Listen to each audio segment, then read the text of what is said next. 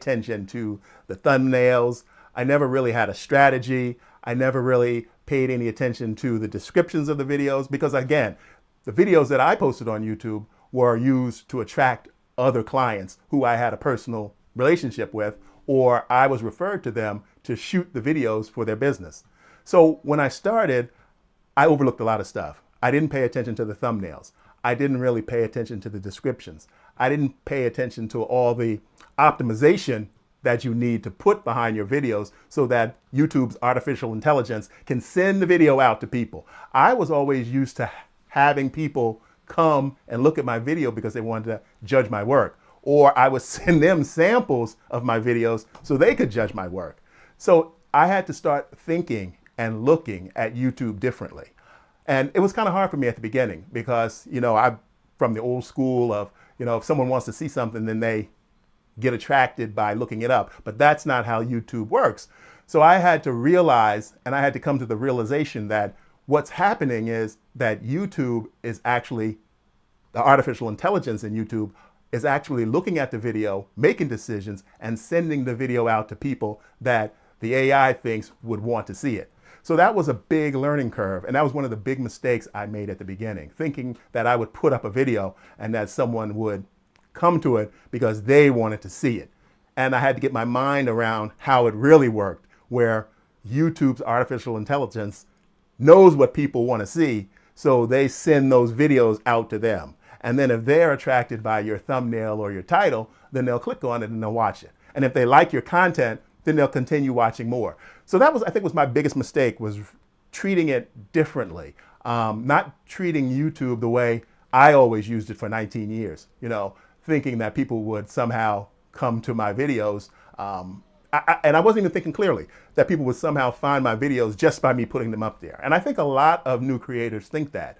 But there's a lot that you need to learn about YouTube. And one of the great things about YouTube, there's a lot of people on here willing to teach you and sell you information about what you should do as a new creator. Now, what I've started doing too, I give back to new people who are on the channel, who are just joined or want to learn more about it. So I give some of the information that I've learned building up to my 500 plus subscribers. I just give it away for free because I did find a lot of information for free when I started.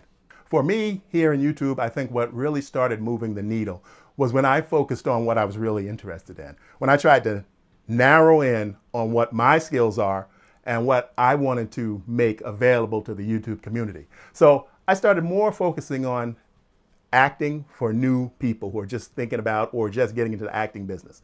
I also started focusing on directors who were new to the business and were trying to figure out, okay, how can I become a director? I also focused on editors, people who want to know more about editing, not the details about specific editing systems, but the concept of editing. So I started making videos geared towards that. And all my videos were geared towards the 101, like people just starting, new people, people who just wanted to learn more. And I slowly started to see, when I really focused in more on that, that people started looking at my videos. Now, right now, my full videos aren't really getting as many hits as I still thought they were. But what really helped me was the vertical live. So I would start going on, what I do is I go on vertical live, and that's shown within the shorts, and people discovered me that way. So that really started helping me. And I also started putting up a lot of comedy clips, short little comedy clips, 1-2 minutes, really short shorts to go into shorts, vertical shorts, and more people started finding out about my channel. And that's how I really started building my subscriber base. And I started getting some emails from people. So I started answering those emails. And that really helped. That was one of the things that really turned that little clock a little bit for me, where people could start discovering who I was and what my goals were here and what my plan was. So ultimately, what I want to do is to continue to create humorous clips, humorous scenes, and I want to create series here on YouTube, small little comic series that, can be shown 16:9, and it can also be shown vertically. So that's my real goal. And I'm going to continue to deliver my educational material for new people. I'm not trying to get into the fancy, whatever the new system is, whatever the newest editing system is, whatever the newest cameras are. I'm not that of a tech guy where I want to stay up on all the newest, latest, hottest gadgets and videos and elements that make the tech world here on YouTube. I want to stick with the basics because as being an older creator, I realize that a lot of people get into this business and don't know the basics. They ignore the basics. They see how what it appears to be so easy to get in nowadays with all the modern technology we have, but you need the basics of all those skills if you want to continue to grow long term. And it just makes you better. It really does. It makes you better if you know the basics. And this applies to any career. It can apply to any career. Film, video, anything not even in the entertainment world. You need to know the basics before you can go out and create your own ideas and develop your own techniques. I refer a lot to acting because that's my initial entry into this field. So I always tell young actors when they ask me, how do I get into the business? How do I, get an agent? How do I get a manager? I tell them you have to have a firm understanding of the business, of the acting skills necessary to propel you, because you might get that big break and then you don't have the necessary skills to continue to rise up to where you want to be. So I tell them about training. A lot of people get into the business, into acting, into film, into directing, and they don't have that basic training. So I'm the person who thinks that that is still valuable. And there's a lot of ways to get that basic training without even paying for it. There are still books. A lot of people on the internet now wouldn't consider reading a book, but the basics are there and they're out there if you seek them out. There are a lot of great books that were written years ago that you can get on Amazon for almost nothing. So that's another avenue that I'm going to go down. I want to review some of the older books that exist that teach people the basics for whatever their craft is. It can be acting, it can be directing, it can be filmmaking, it can be editing, it can be, drawing, any kind of techniques that you want to learn. I recommend learning the basics first. One thing that was hard for me also when I started YouTube and I started really focusing on working towards the 1,000 subscribers was that it's slow at the beginning. It definitely is slow. Right now, actually, it's still slow for me now too. A lot of my videos, my long form videos, don't get as many views as I wish they would. I'm having great success with the shorts. And a lot of times people look at the shorts and then follow it back to my channel and then they discover my other work that the shorts were taken from. So that's the concept. That's the theory behind it. But it's hard sometimes to stay consistent as you're building your channel. And if you're just building your channel, you'll find out that that's true. You'll look at your video and say, okay, how come no one's looking at this? How come no one's following this? So what I recommend and what I did was I started creating shorts. And I also started going live, vertical live in YouTube, which is shown within the shorts feed. So that's a great way for people to discover you. You can talk about what you're doing. You can talk about your plans. You can talk about your channel. You can talk about the content you've created. So at first I started going vertical live. And what I would do was I would show some of my work behind the scenes. And some people watched it, but not as much as I thought would. So I pivoted a bit. What I did was I started going on and off at different times of the day and doing short little vertical lives and just giving people updates on what I'm working on. I would show some of my computer screen, and I still do this. I show some of my computer screen and I explain what I'm doing at that time, what project I'm working on. So that's the way I attracted a lot of my early subscribers. And that's something that I continue to do. I'm really thankful that I did find out about the vertical live here on YouTube, because that's a great way for you to get discovered if you aren't being pushed out as much as you think you should be or you want to be by YouTube's artificial intelligence. So keep going. I know it's hard. I know it's difficult, but you have to be consistent. I know a lot of people say that here on YouTube, to be consistent and set a schedule and try to stick to it. But I found out too, that's true, but you also have to create videos when an idea strikes. And a lot of times I will do videos, I'll do remote videos. I'll do videos when I'm going out, or do videos when I'm outside. I'll go on a walk and I'll do a video. And I'll talk about something that I am passionate about that fits within my field that I really know about. And that's one of the strong points too. I find the videos that are more difficult for me Maybe like this one, when I'm talking about my journey to 500 plus subscribers. It's a little bit more difficult because it's not talking about the technical stuff that I've worked on for 35 years. It's talking about my journey from the last 6 months. And I've learned a lot while I've been traveling on this YouTube road.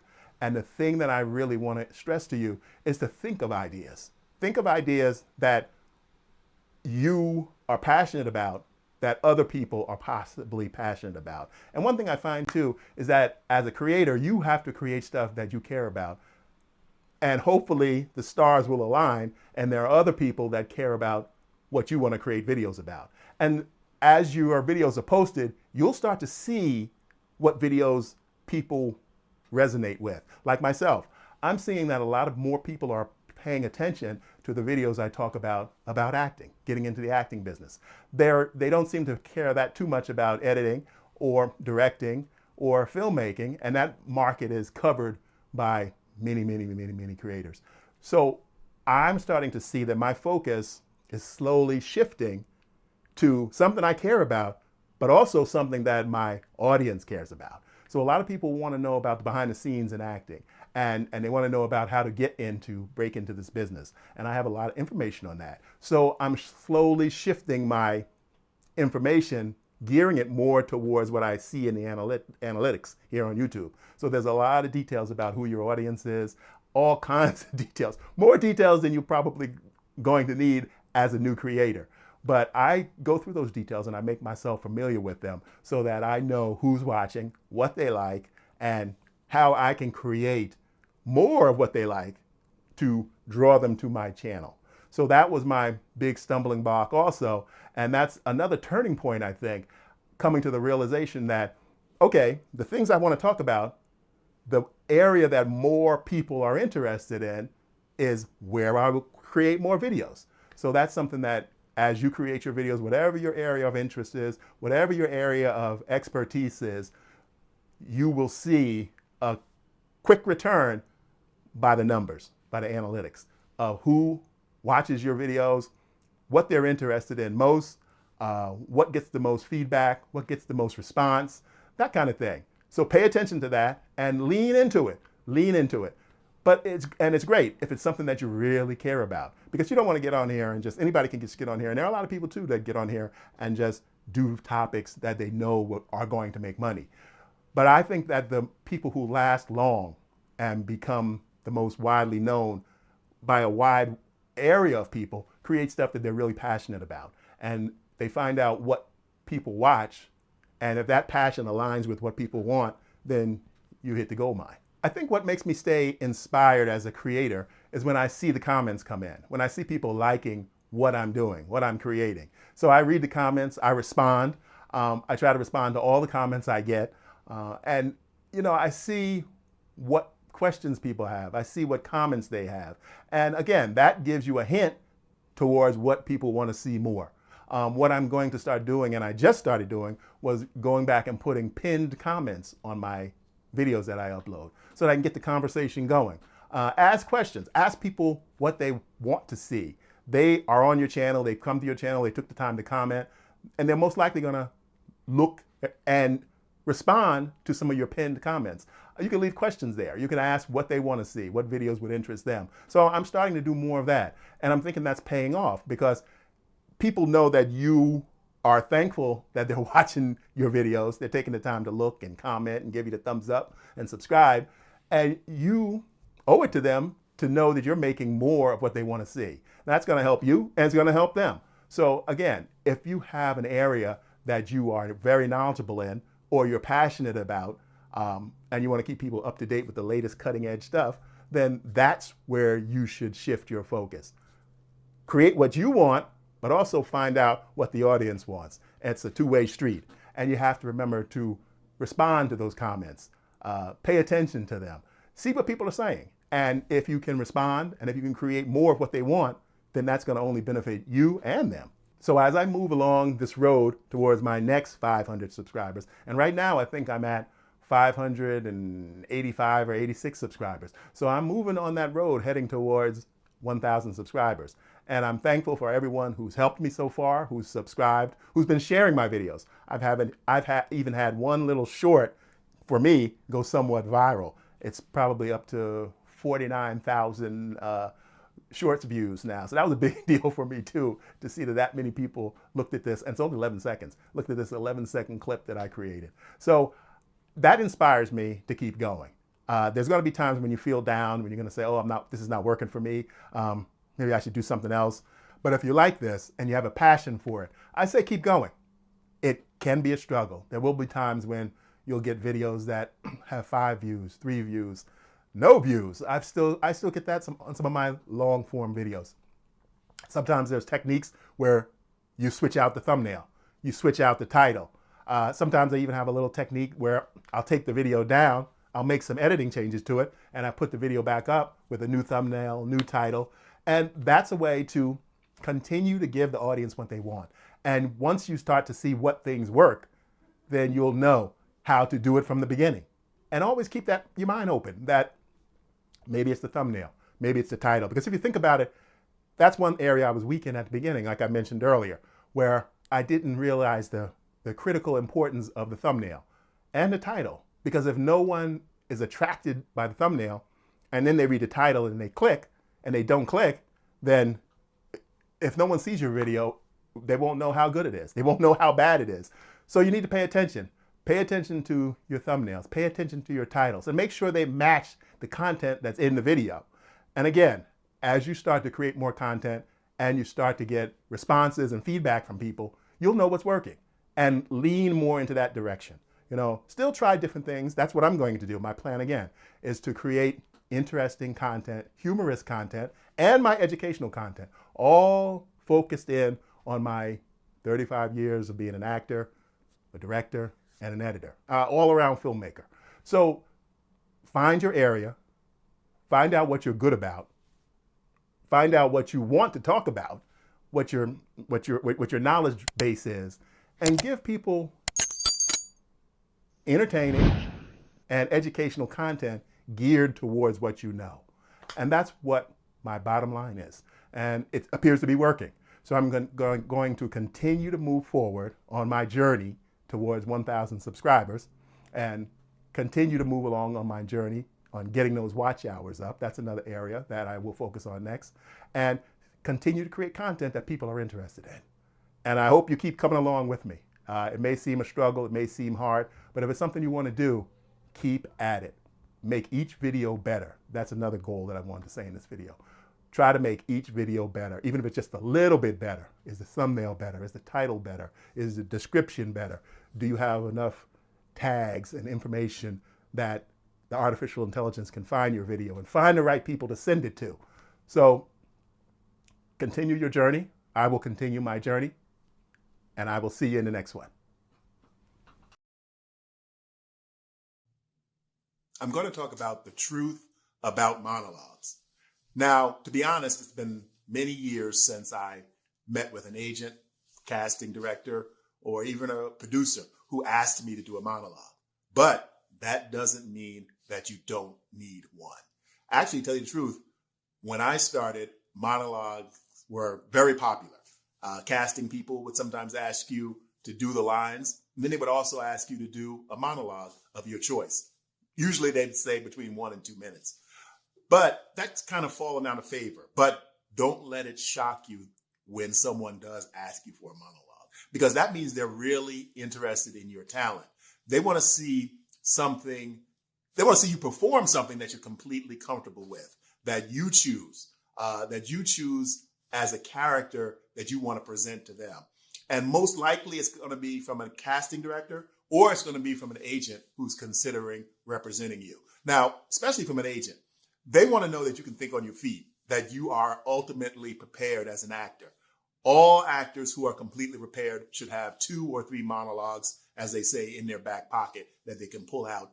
I would say have a drama, a comedy, and then something of your choice, something dark, something,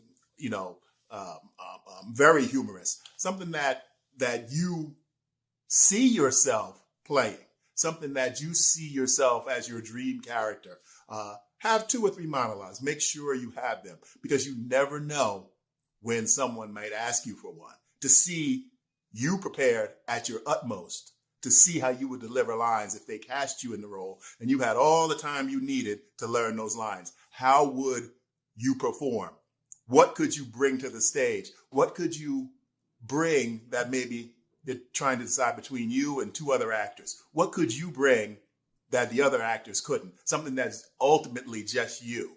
So that's why I always say, actors, have some monologues prepared. They don't have to be long monologues. And then practice them. Keep them sharp. Practice them in the mirror to yourself whenever you think about it, whenever you're feeling down, whenever you're feeling, is this career for me? Should I just go out and get a regular job? I missed this audition, or I didn't get this role, or I didn't get that role, or you're just down because your acting career isn't going the way you want it to go. Monologues are something you can fall back on. Delivering a strong, powerful monologue can lift your spirits. It really does. It may sound like it's useless, or it may sound like it's waste of your time, but no. If you are really into acting and you want to be prepared at any moment to deliver a performance for someone who, is trying to decide if you have what it takes, having 1, 2, or 3 monologues ready to go is something that you always must be prepared to do. You don't need the perfect monologue. There's no such thing as a perfect monologue. But what you do need a monologue that's somehow connected to you. Something that reveals you as an actor, reveals you as a person, makes you unique. Because that's one thing I want you to know. I'm going to do videos on this. But you are the only one of you there is. And that's what you have to start believing if you want to succeed in this business. That will give you the confidence to find a monologue that is personal, that speaks to you, that says something to you. You need a monologue that you're connected to. Don't just go choose something, Death of a Salesman or whatever, anything, just because it's a monologue. You want something that you have some kind of personal connection with. Maybe it's something that you went through in your life. Maybe it's something that a friend went through. Maybe it's something that your mother or father went through and they told you about it. Something that's personally connected where you can deliver it believably, confidently, and you can show that emotional range you have. You want to have something, too, that has, like I said, a little bit of an emotional range. You don't want to be mono, all on one level. You want to deliver something that people can connect to. They can see that you're connected to this material, that you're invested in this material. So, believably, confidently. It's important. And you can show that emotional range. You don't just grab any old monologue. You want to have something, too, that has, like I said, a little bit of an emotional range. You don't want to be, just think of mono, all on one level. But you want to deliver something, monologues that you're personally connected to, that it can be something from your past. It can be something from a dream you had. It can be, like I said, it can be something from someone in your family that you know all the details about. You know the beginning, middle, and end. You won't probably show all that in the monologue, but if you are connected somehow to this story, it's going to show, because you're not just going to be delivering something monotone. You're not just going to be delivering something that's just, flat or just saying words. You have to say those words with conviction. You have to say those words with something behind them. So find a monologue that you're personally connected to. Memorizing the words isn't the end all be all for your monologue. You need to obviously memorize the words, but that's not it. You need to know the context of those words that you're saying.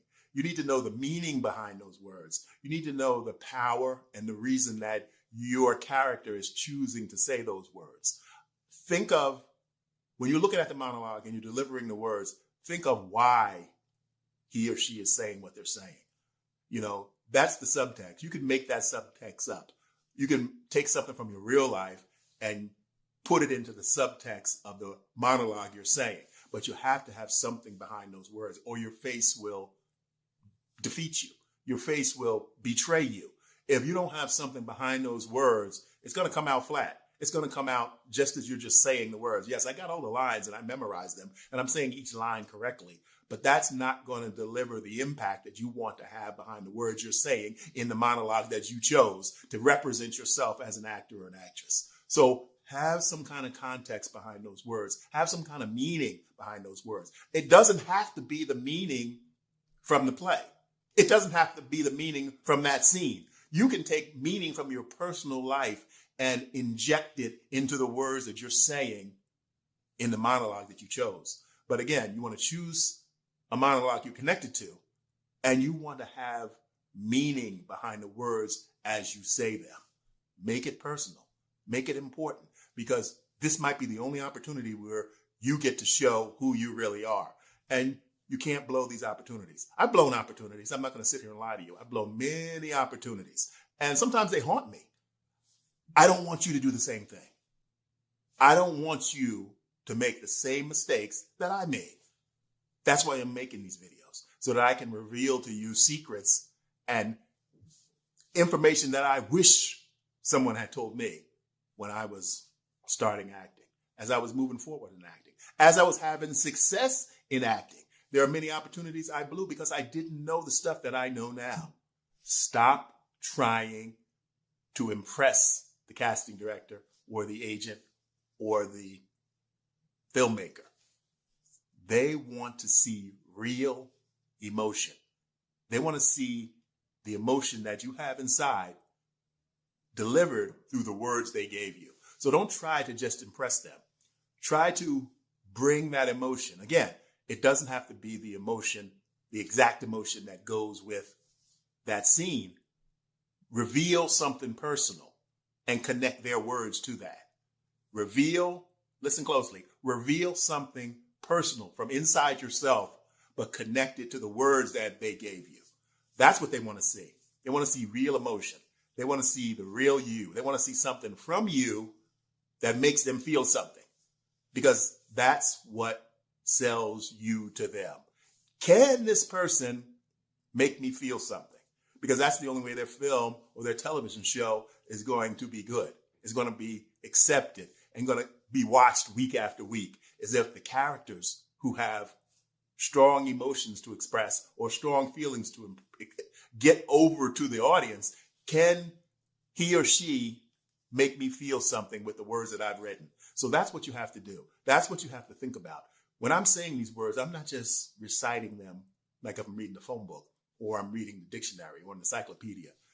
You want to put feelings behind the words you're saying, the words that they gave you to audition with. And again, it doesn't have to be the feelings that the character has at the audition point, because they want to see you. They want to see the real you. They want to see why you will be compelling, why you will be an interesting character for the audience to come back week after week and watch. That's what they want to see. Can you make them feel something? That's what you have to do. Shorter is usually better. Now, honestly, this is a hard one for me. As an actor, I love to have long scenes where I have big blocks of dialogue. But when you're doing a monologue or you're doing an audition scene, a monologue, if you're doing a monologue, shorter is usually better. They want to see something interesting. And if it's 1 minute, great. If it's 1.5 minutes, great.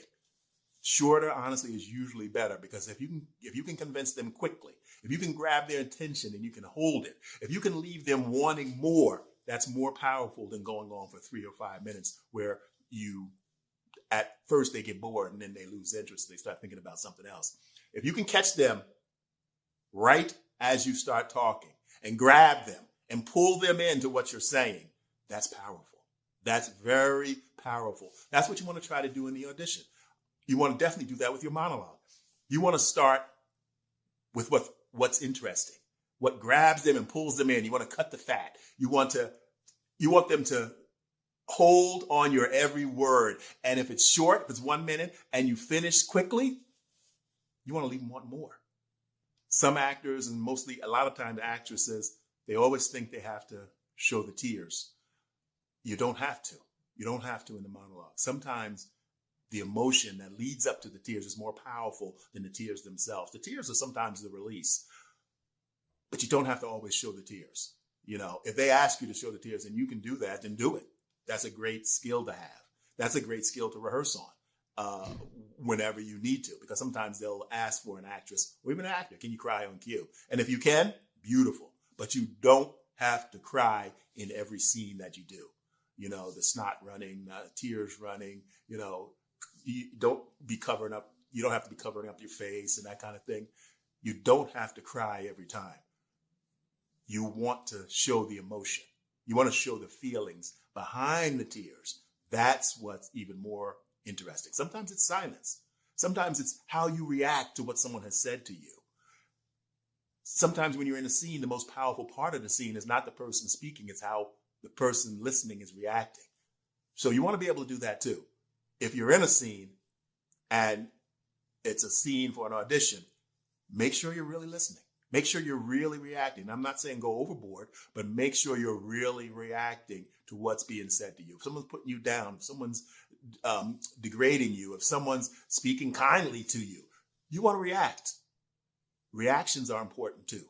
So remember, you don't always have to cry. Many actors pick the wrong material. They pick scenes, they're 20 years old and they pick scenes for a 60-year-old. Or they're 60 years old and they pick a teenager role. Make sure your role in the monologue suits your age. Make sure it's something that you can deliver confidently, something that you really connect to. Something that you connect to should be a fitting for your age or your type. So don't pick the wrong material. Don't try to do a phony accent that you haven't mastered. Pick material that fits your character as an everyday life. Because honestly, when the casting person sees you, if they're trying to decide whether they want to cast you as a mailman, they want you to look like a mailman when you walk through that door. If they're trying to cast you as the big burly biker, that's how they want you to look when you walk through that door. If they're trying to cast you as the young mom, that's how they want you to look. If they're trying to cast you as the grandmother or the grandfather, that's how they want you to look. That's how they want you to speak. And that's how they want you to act. So don't pick the wrong material. Don't think you can play anything because Hollywood has CG and they have all kinds of fancy makeup. No, don't think that. There's a lot of famous actors who think they can play any role, and they can't. They can't. You, as a viewer, I know you've seen actors that you admire, actors that you like, take the wrong role. That they just don't fit, that they just can't play that kind of character. It's not believable. And you definitely, as a new actor, don't want to make that mistake with your monologues by picking a monologue that does not fit your age, your type, your character. Don't be afraid of being typecast at the beginning. Do not fear that. If you want to work in this business, you're going to be typecast at the beginning. When they look at you, they're going to say, oh, he looks like a lawyer. Oh, he looks like a police officer. Most of the roles I play are police officers, lawyers, doctors, the older father, the school principal, the teacher, the college professor, all the kind of roles that I look like. That's what I play. I'm a character actor. I don't get asked to, me at my age to play the teen gang member or to play the, long-haired biker. I mean, they can put a wig on me. They can put the leather jacket on me. I would not fit that. You need to pick a monologue that fits who you are right now at this point in your life, because that's how you're going to get cast when you're starting out. You have to be realistic. You might have the dreams of playing, a historical figure where they put a phony nose on you and high cheekbones and all this kind of stuff. But no, pick a monologue that fits who you really are at this moment. The first 10 seconds of your monologue matters most. It needs to come out strong. It needs to come out believable. When I say come out strong, it doesn't mean you have to yell. It doesn't mean you have to scream. It doesn't mean you have to grunt or whatever to show your anger. It needs to be believable. It needs to be grounded in reality. Most monologues are normal day speech, and sometimes that even makes it harder to come out strong. But you need to really consider how the monologue starts, because those first 10 seconds are critical. You have to grab their attention and hold them. But grabbing their attention doesn't mean always raising your voice or screaming or yelling or starting out, with a bunch of profanity. You want to be real. You want to be grounded. You want to be something that's compelling. You want to make them want to look at you. You make them want to hear what you're going to say. You want them to listen to where you're going, and you want them to stay with you for the ride. If it's 1 minute or 2 minutes, the first 10 seconds are the most important. Practice your monologue like it's a scene. even if it's not a scene, because the other character is not there with you, we don't hear the other character. You could add a few words or two to the beginning, possibly to make it more as if it's part of a conversation. You could add something like, I know where you're coming from. And then go into your monologue. Yes, I understand. And then go into your monologue. Think of how you can make this monologue, make it your own, but how can I make this monologue as if it's part of a conversation? Don't give it as a speech. Don't give it as a lecture. Even if it is a lecture, break it up some, take some pauses, find places where you can think for a second about what you want to say, how you can stress points, how you can go up and down. You want to have some kind of levels. You want to make this more of a conversation, even though the viewer can't see the other person. They need to know that you are talking to someone. They don't want to think, you don't want them to think that you're talking in the mirror, or you're rehearsing something, or you're giving a speech to a classroom, unless that's what the scene is. But you want to make your monologue a conversation. You want to make them want to continue to listen to what you have to say because it's compelling. You want to be compelling. You want to capture their attention and pull them in so they will look at you and want to know more. Original monologues are sometimes risky, unless it's a brilliant piece or it's something that's completely original. If it's something that's from your life, it's something that maybe you really did say these words to somebody, but it is risky. You don't want to do something. On the other hand, something that's been done 1,000 times, you don't want to do a monologue that's too popular because they've seen it 1,000 times. There's been 28,000 actors who've done this monologue for them. And most of the time, if it's something that's from a popular movie, you want to avoid that also, because the first thing that's going to pop into their mind is they're comparing you to the A-list actor. And you don't want that. That drags you down right away. You want to do something that's connected to you, but you don't want to do something that's going to make them start thinking about another actor. Oh, how did Pacino do this role? You can't handle the truth. You don't want to do something that's so recognizable that Tom Cruise is going to pop in their mind just as you start saying the words. And, oh, he's not as good as Tom Cruise. Of course he's not. Of course he's not as good as Al Pacino, but you don't want them to start thinking about Al Pacino while they're looking at your monologue. So don't take a scene from Casino with Joe Pesci. You don't want to do that. You want to have a monologue that makes them listen to you, think about you. You don't want them to think about the film that it came from. And the whole time you're delivering it, they're just trying to say, where did I see this before? Where did I see it? They're not looking at you anymore, But original monologues can also be risky, if it's not good. You don't want them to start thinking about, what is this scene from? If it's too weird or it's too strange or it's too, abstract, you want to pick something that's powerful, but it's not from something that's very widely known. So it takes time. It takes research. It takes thinking. But again, you want to be connected to that piece. But you don't want that piece to overshine you. You don't want that piece to be you're reciting the national anthem. You want it to be something that is basically unrecognizable, but still powerful. So it's not easy. It takes work. It takes, research and finding something that fits you, but something that doesn't overshine you or draw the attention away from you. And remember, this is not Broadway. You're not trying to put on a big glitzy show.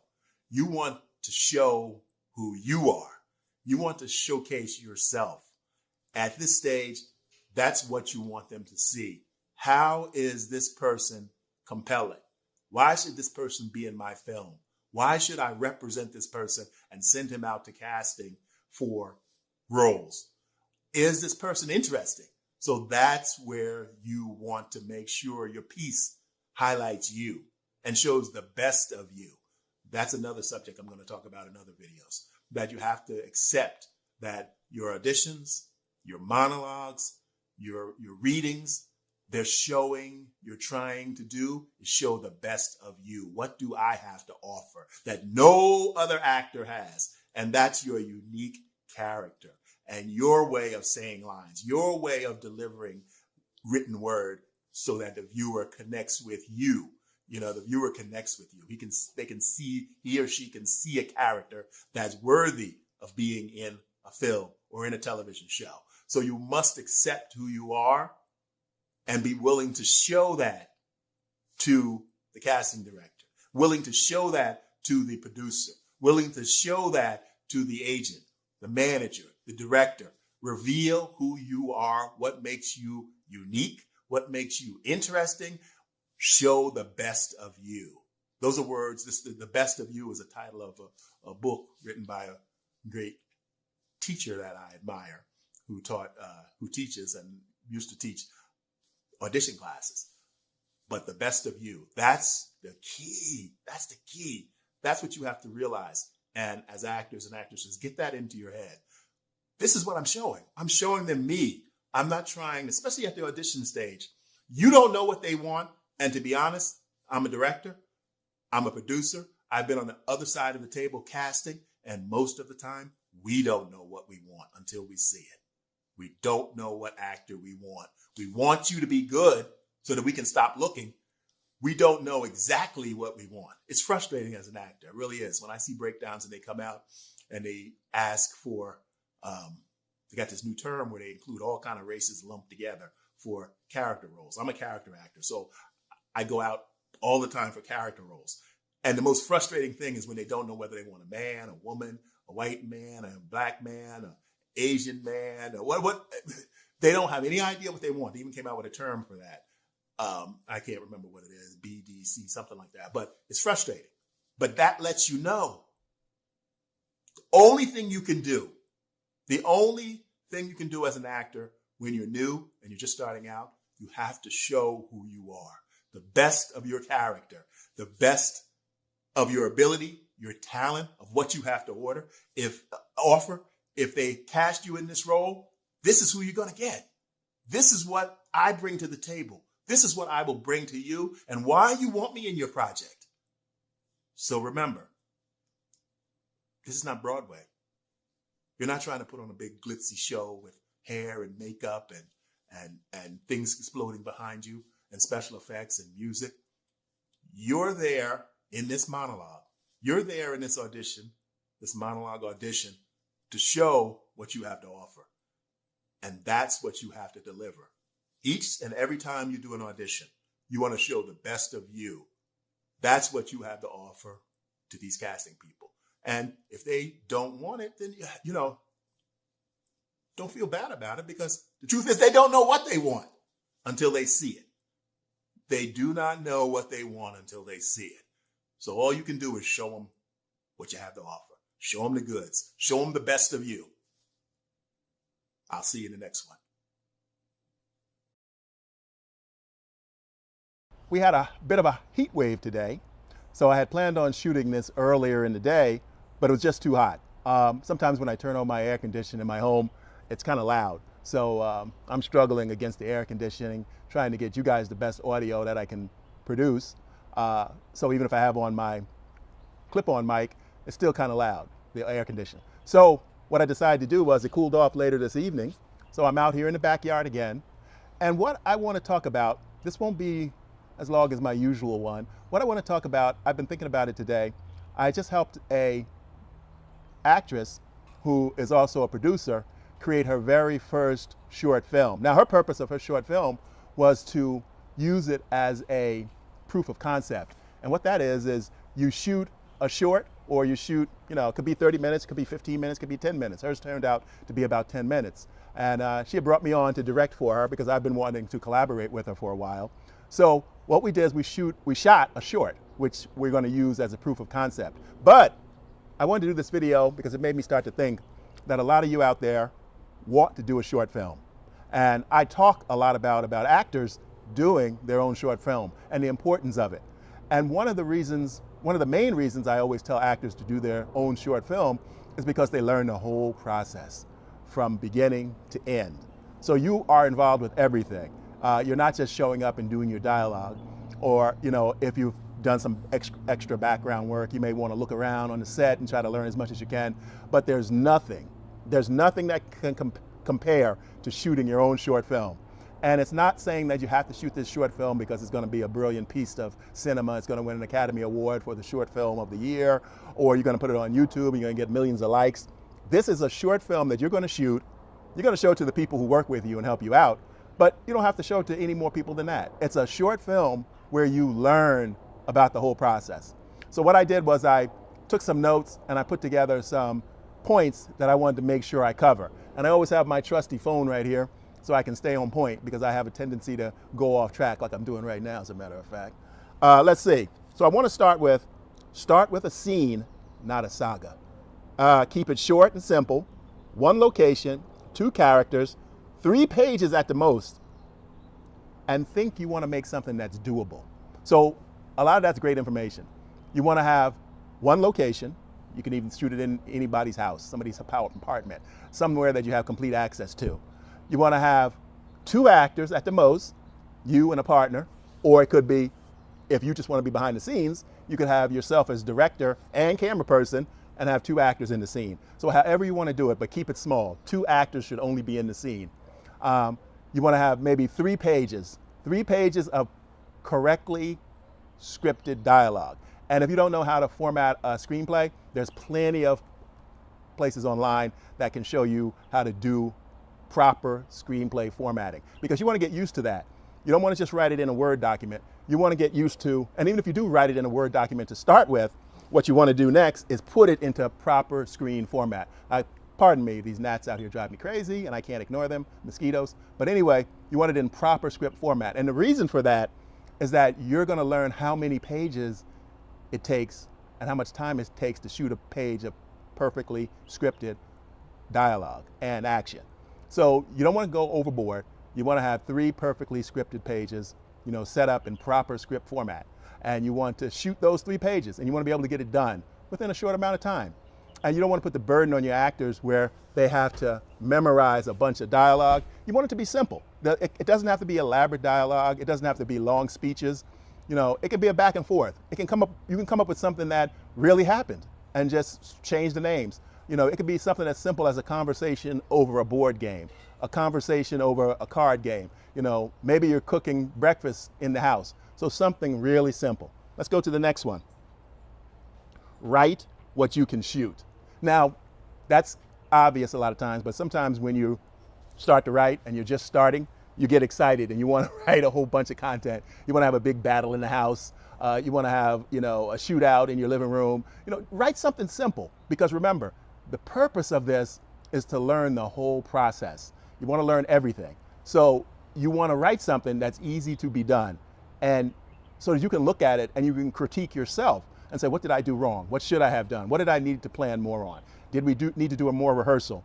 Did we need to write a better script? Was my editing weak? Was my lighting weak? Was my sound weak? So don't get carried away with writing, action scenes and fighting scenes and struggling. You want to have a nice dialogue scene that can be shot and edited traditionally. Let's see what's next. Smart cast. Work with friends who will actually show up. Talent is great, but commitment wins every time. You want to get people who are going to show up and going to stay. If you say we're going to do this in 3 hours, we're going to do this in 4 hours, you want people that can make that commitment and not halfway through say, oh, I forgot to tell you I got to go to work. Oh, I forgot to tell you I got to go pick up my kids from school. Or I got to do this, I got to do that.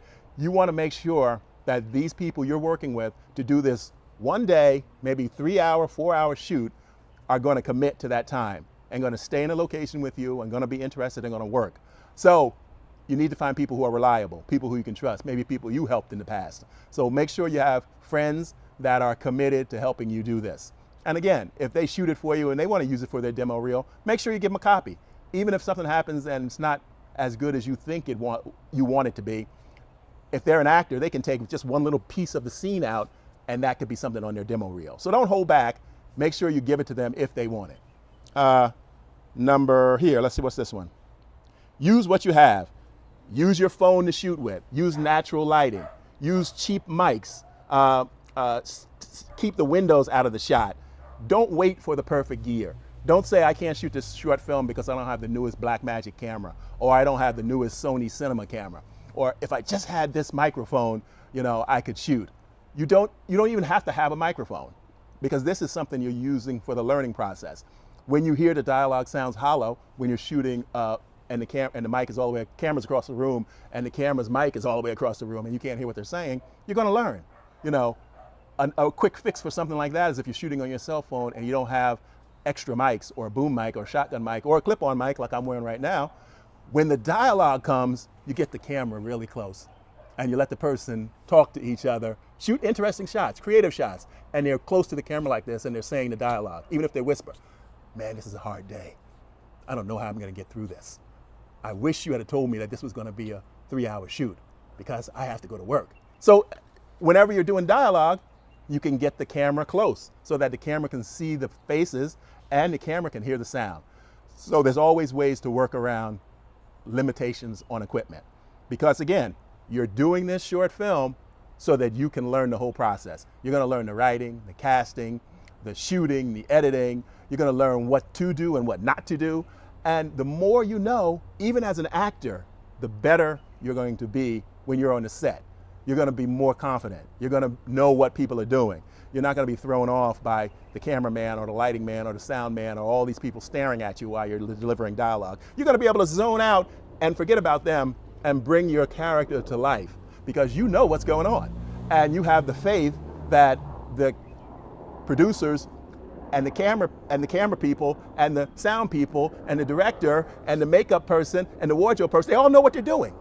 You won't be worrying about that because you will have been through the process. You will know that, the basics of what they're doing, and you will have been through that process. So it's strong. Even if you don't want to be a filmmaker, even if you don't want to be an editor, a sound person, it's good for you to learn the whole process. Let's see what's next. Rehearse. If you have time and before you start shooting, I would say do a rehearsal. And just don't worry about the action. Just do a rehearsal for the dialogue. Maybe you'll want to, it's a short scene, and maybe if there's some dialogue, action where people walk in and sit down or they're playing cards, you could go through the whole thing. Do it like you're doing a play where there is no cuts, there is no camera there, so you just live it out, and that's your rehearsal. Do a couple of rehearsals, don't just start. Even if you just rehearse the dialogue, make sure that you and your scene partner are comfortable. And worst case scenario, if your scene partner or the two people you pick don't know the dialogue, find a way to creatively hide the dialogue. Sometimes when actors would show up for demo scenes that they were paying me to shoot, which I never got my mind around, and I can't still get my mind around it, but they would show up for demo scenes to put on their reel to try to get cast in projects, and they wouldn't know the dialogue. So what I would do is I would be creative. I would give them a magazine to read or a book to read, and the script would be hidden inside that. Or sometimes I would have dialogue on a couch or a table right outside a frame, so they could pretend like, oh man, and they could look down and take a peek at the dialogue and then look back up and deliver it. So there's always ways where you can hide scripts if unfortunately a person shows up and they're not prepared. They don't know the lines. So don't think that they have to be completely off book. You could have both actors with magazines and they're reading magazines, but the dialogue is hidden inside the magazine. So there are always ways around it. Don't let anything stop you if you decide to make your first short film and it's for you to learn. It's not going to go to the Academy Awards. It's not going to go, to Sundance. You may not even want to put it on YouTube, but get it done. Don't let the dialogue or any technical things stop you. Pick a shoot day. Now, this is something that a lot of people don't do. You need to talk with your two actors and both decide, okay, I'm off work on Sundays, I'm off work on Sundays. I go to church, or I go to synagogue, or I go wherever, I go to the park with my parents, and I'll be home by 2. So both of them are available from 2, 3, 4, 5, 6, maybe 2 to 6, or 2 to 5. So you want to coordinate that. You want to set a firm date and get a commitment. And again, you're going to be working with people who you can trust, who are not going to stand you up when the time comes, and have some meals for them, have a simple Subway or pizza or something like that, so you can have a meal break and have some sodas and snacks. You don't have to go overboard, just some cheap little sodas, snacks, a couple pieces of fruit for them, and because it's a small crew, it's only you. You might be the cameraman, sound man, lighting man, and everything, and those are your 2 actors. That's all you need, 3 people. So have some snacks for them, have some lunch for them, and get a commitment of time. Don't just leave it up in the air. Well, I'll call you on that day and see if you're still available. No, no, no. If you want to do this right and you want it to turn out the best as possible, plan it, schedule it, get a commitment. And that way you'll have something that you could be somewhat proud of. You know, you never know. It may turn out to be something good, and you may decide, oh yeah, I'm going to do more of these because I did learn something. I learned this technique. I learned that. And you're going to look at it and you're going to evaluate it and see how you can make it better next time. Let's see. Don't skip the edit. Don't just shoot it so that you don't have to edit, where you're panning back and forth between people. Shoot it traditionally. You know, what I do a lot of times, and I've been a filmmaker for many, many years, over 35 years. And what I do is I always get my basic coverage. I'll do a master of the whole scene, like if the actors are on stage. Then I'll go over somebody's shoulder, looking at the person they're talking to, and then over the other person's shoulder, looking at them. And then if, say for instance, they're playing a chess game, then you're gonna get a cut in, which is their hands moving on the chessboard. Say if someone looks at the clock across the room, you may have them look at the clock, and then you get a cutaway of the clock. You know, a pet walks in, and you're petting the pet. You look down and you'll see the dog or the cat. So think about what you want to shoot and shoot to edit. Don't just try to make it easy on yourself and shoot one wide shot. So you want to shoot to edit because that's the way you're going to learn. You're going to learn about editing. You're going to learn about composition. You're going to learn about framing. So this is all the basics. This is the basics. And that's why you're doing this, so that you can learn the basics. And as an actor, you need to know the basics. Basics of acting and the basics of filmmaking, so that you know why someone's asking you to do something.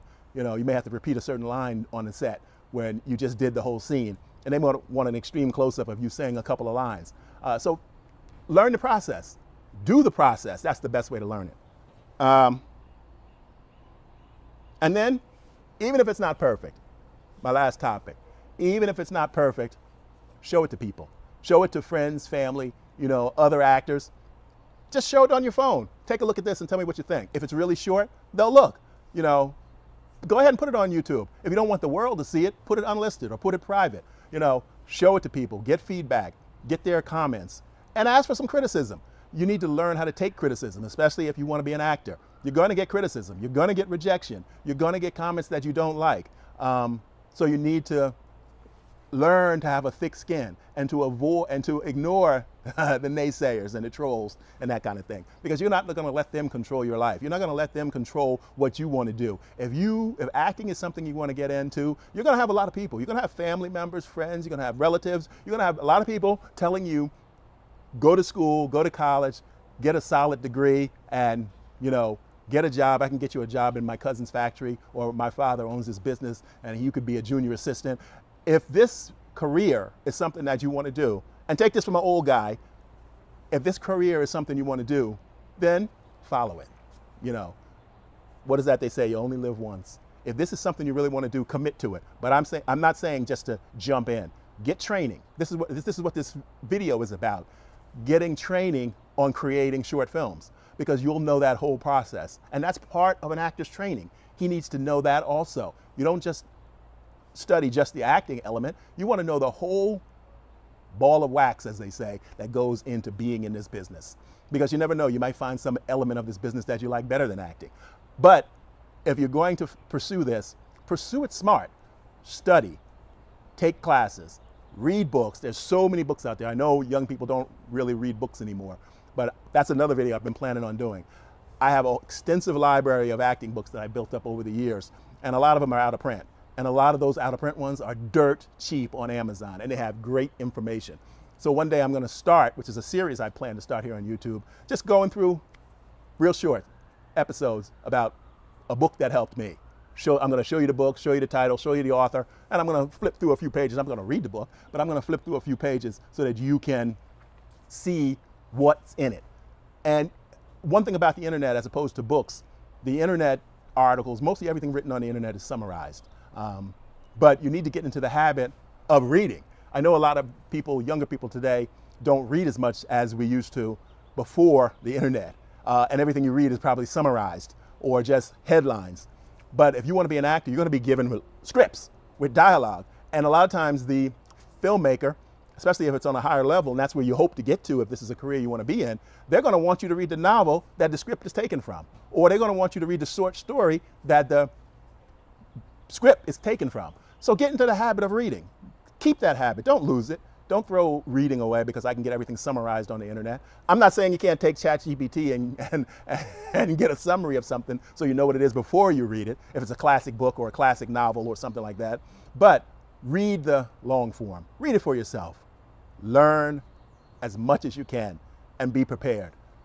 Take this as a serious career if this is something you're choosing. If you choose to pursue the career of acting, take it seriously and learn. Become better than the next person who is not going to take that time and read any books on acting, who's not going to take the time to do any study on his own, who's not going to take the time to shoot what I'm saying right now, a short film with their friends so they can learn what the whole process is. They can learn how to be better, how to make things better. That's what you want to do if you want to really make it in this business. Thanks a lot. I'll see you on the next one. All right, now this is something that I haven't done before. A lot of you have probably watched the videos on my channel. You'll see a lot of comedy. You'll see even some drama mixed in with some of the scenes I have there. And you'll see my educational content where I try to help people out, giving them the information I learned here on YouTube, and also giving information for actors, for directors, and for editors, and just all around filmmaking. I've been in this business for over 34 years. And to be honest, I've always thought about trying to do something that I haven't done before.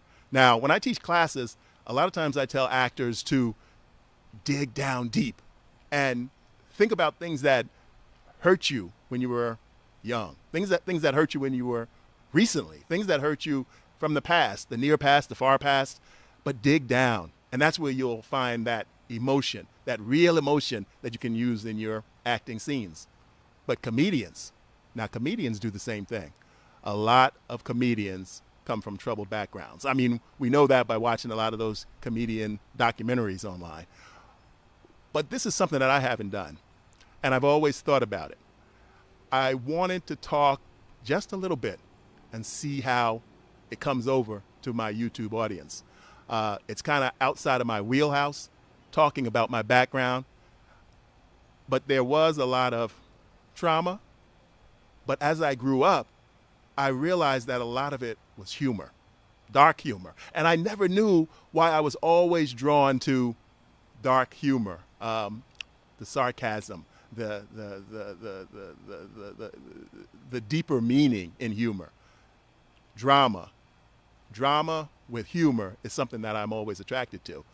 And as I said, as I grew older, I realized it was because of my background. You know, I come from a small town in New Jersey called Union.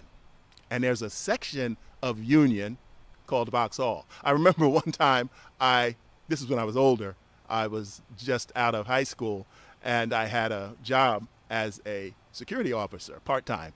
And one night, it was late at night, I called the radio station, and I won this radio call-in contest to name this song, and I won an album. But the funny thing about that was that the radio host said, "Now, I've been all over New Jersey, and I never heard of Vauxhall, but maybe I missed something." Then again, and he started laughing. But that was kind of true. Vauxhall was just a small section of Union, and it's where all the black residents lived. Now, it wasn't a bad area. It was everybody had nice homes. They had nice lawns, mothers and fathers, cars. Everybody had jobs. This was in the 70s, mind you. And it was the real suburbs. When you watch television or movies of things in the 70s and you see the kids riding their bikes with the big sissy bars and all that kind of stuff, yeah, that was us. That was me and my friends hanging out on my friend's porch, talking, laughing, having fun. You know, it was a good time. But unknown to my friends and a lot of people in the neighborhood, my family, was the poorest family on the street. Now, like I said, I didn't realize the humor in this until I started getting older. And the dark humor, you know, when you look back on it. And I've been planning for many times to sit down and write a book about my childhood because there's just so much humor, darkness, whatever you want to call it, struggle You know, our family really struggled. Um, First of all, we lived in a house that was set back way off of the main street. Now, the street was Maple Avenue, and all the rest of the houses were up on the curb where the sidewalk was. But for some reason, because our house was the oldest house on the street, it sat all the way back, literally about 2 football fields from all the rest of the houses. And it was a small house. It was, what was it? It was the living room, small living room. It was a 1 bedroom, 2 bedrooms, a bathroom, and a kitchen. And so my mother, father, my 2 brothers and sisters, we lived there. But it wasn't just like your normal neighborhood, excuse me, all the flies. It wasn't just like a normal family. We hid all the trauma and the hard times that we constantly went through. Now, some of the stuff I'm going to tell you, I'm not going to be able to tell it all in this video because I don't want to make this video 10 hours. But again, I'm telling this from the lens of my age now and looking back and seeing the humor in it. Because a lot of the problems that my parents had were easily fixed. They, for lack of a better word, they were screw-ups. You know, I have to admit it. They were screw-ups. And even from a little kid, I knew that when I grow up, I'm not going to do this, I'm not going to do that, I'm not going to do... They were the perfect models for a kid to learn what not to do. So many reasons went into the troubles that they had, and the troubles that they put us through. I don't even really know where to begin, but I think I'll start here just to give you a little example of what I'm talking about. There were times when we didn't have electricity. There were times when we didn't have water. And I'm telling you, this was in the 70s. This is all through the 70s. There was times we didn't have heat. There was times we didn't have food. And one of the biggest problems about the house was it was hooked up to the main water system, but when they didn't pay the bill, when they didn't have money to pay the water bill, the town wasn't kidding. The water department wasn't kidding. If your bill was overdue by 1 week, your water shut off, and they will not turn it back on until you raise the money to pay what's owed and a shut-on fee. So that was a consistent problem. That was number one. Number two was that our house was so back. Remember I mentioned our house was back about 2 football fields from the street. So it was way back. And I think it was that far back because it was built before the other houses were built. It had to be the oldest house on the street. There was no doubt about it. Oldest and smallest. And the kids would joke, which I had never heard about it until I had left and went to college, because my brother and sister, they had more friends, a wider range of friends than I did. And the joke was, which I never even knew about, the Tuckers live in a garage. You can see their house. You can barely see their house from the street. They lived back there in a little shacky garage. And that was like the go and joke. But my brother and sister were tough. They took it in stride, and they were their own people. They were outsiders. They embraced being different, and they were different, and they had tons of friends. I was kind of a loner, and I think it was because I was the oldest, and so I went through the most. By the time my brothers and sisters were old enough to realize that something wasn't right, my parents did start to get together a little bit, much more than when I was young. And one of the quick stories I wanted to talk about, I guess also to set that up, is, like I mentioned, the house was so far back, it was off of the sewer system. Now that was a problem. That was a big problem, because our house was the only house probably in town that still had a septic tank. And this is not the country. This is not down in, in the country where there's no water systems and sewer systems. This was in a major city. And our house had went all that time, and weren't connected to the main sewer system. So it doesn't sound like much of a problem, does it? But it's a real big problem when you can't pay to have the septic tank emptied. And that happened to us a lot, many times. So I'm not going to get into the details, but you can use your imagination about what had to happen if you couldn't flush your toilet, and for weeks at a time. So my parents handled that situation. That's one situation they didn't make us handle, thank God. They took care of the cleanup necessary as much as they could. But there were so many issues. And again, as an adult, as an older man now, both my parents have passed away, because I never spoke about this when they were alive.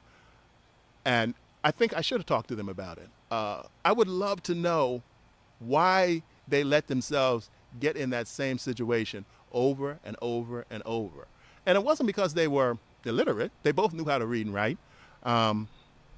They both held various jobs. My father was a bus driver for a long time until he got into a problem drinking and lost his license, and then there goes the bus job. But he had skills. He had skills as a carpenter, and I learned some of that from him too. That's maybe one of the only things I learned from him. But it was something. It was something else. And again, this is dark humor. And these are the things that shape you. And these are the stories that actors can dig into when you're working on a character. Now, it doesn't have to be extreme as what I went through. You know, it doesn't have to be as extreme, and I'm going to tell you more in the next episode. But it doesn't have to be as extreme as my situation. You know, everybody goes through something.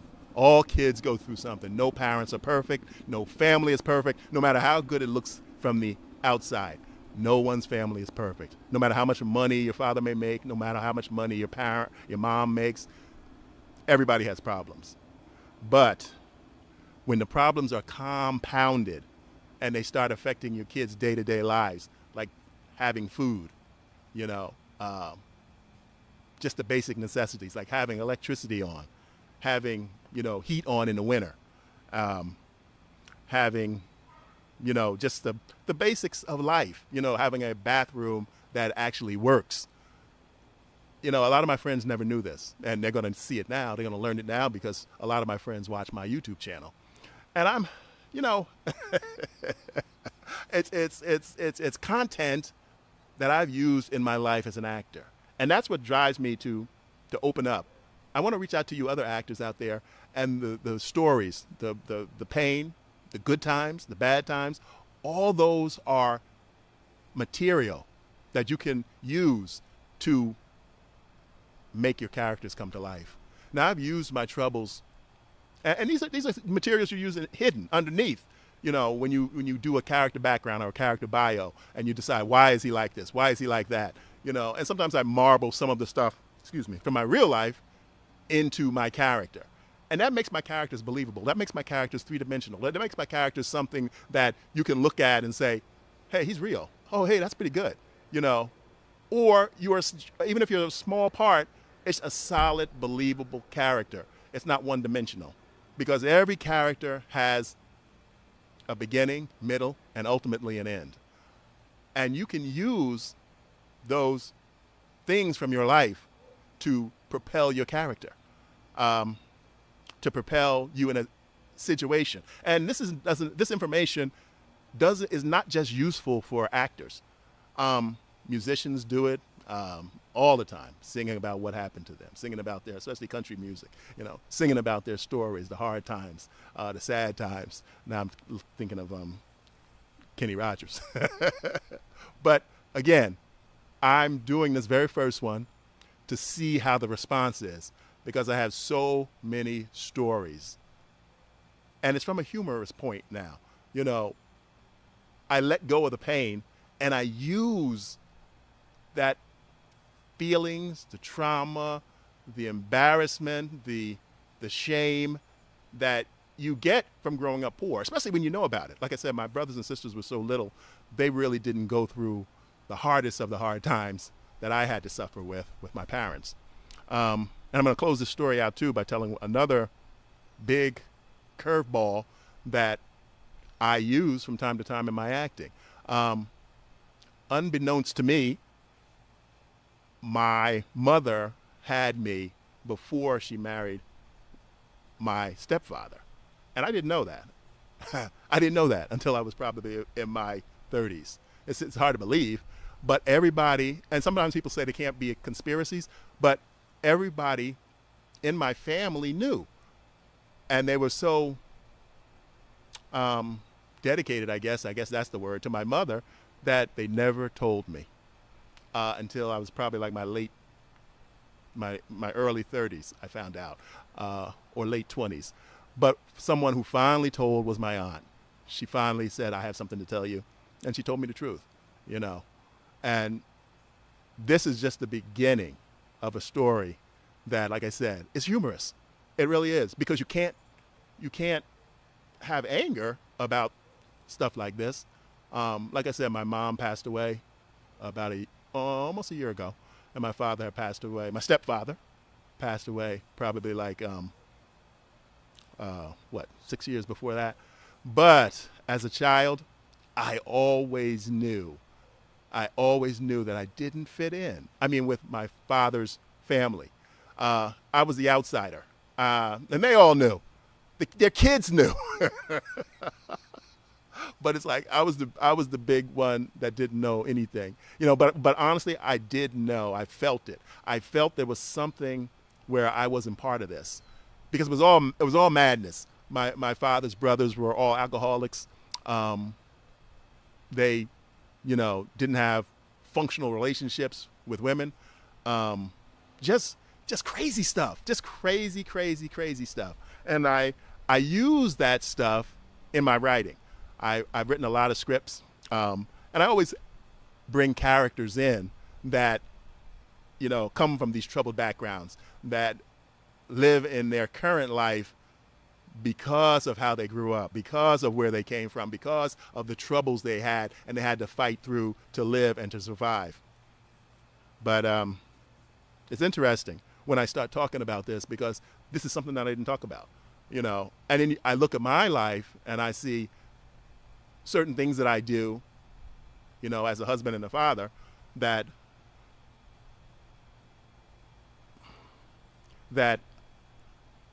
must be because of how I grew up, because of the family I was in.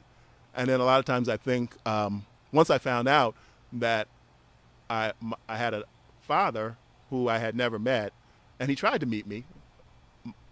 Years later, my mother told my wife, because my wife got close with my mother. But I always had a strained relationship with my mother. And I'm going to get into some of those stories down the line too. Again, it's of a place of dark humor. It's of a place of dark humor. And that's why I'm drawn to that. That's why something because my wife asks me sometimes, why do you like to watch these dark characters? These dark but humorous characters. Because even on television, when a character is dark, there's something to him that's humorous. There's like House of Cards, one of my favorite shows. Frank Underwood, one of the best characters. Sopranos, you know they're the bad guy, but you're still drawn to them. And that's how I grew up with my mother. My father really, since he wasn't my real father, and I came to, once I found that out, then I began to realize why he was so standoffish, why he was closer with the other children than me. But it was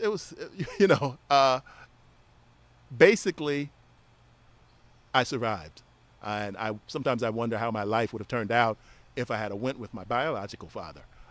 He went to college. He ended up obviously having his own family and his own kids, and they went to college. And, I don't know much about their lives, but I know they had the normal, traditional life, growing up, not what we went through. It's interesting to talk about this, and I will see, like I said, I will see how this plays out. If anyone is receptive to it, if anyone who wants to hear more, then I'll do more, because I have a buttload of trauma stories, but with humor. You look back on it and you got to laugh, because there's nothing else you can do but laugh.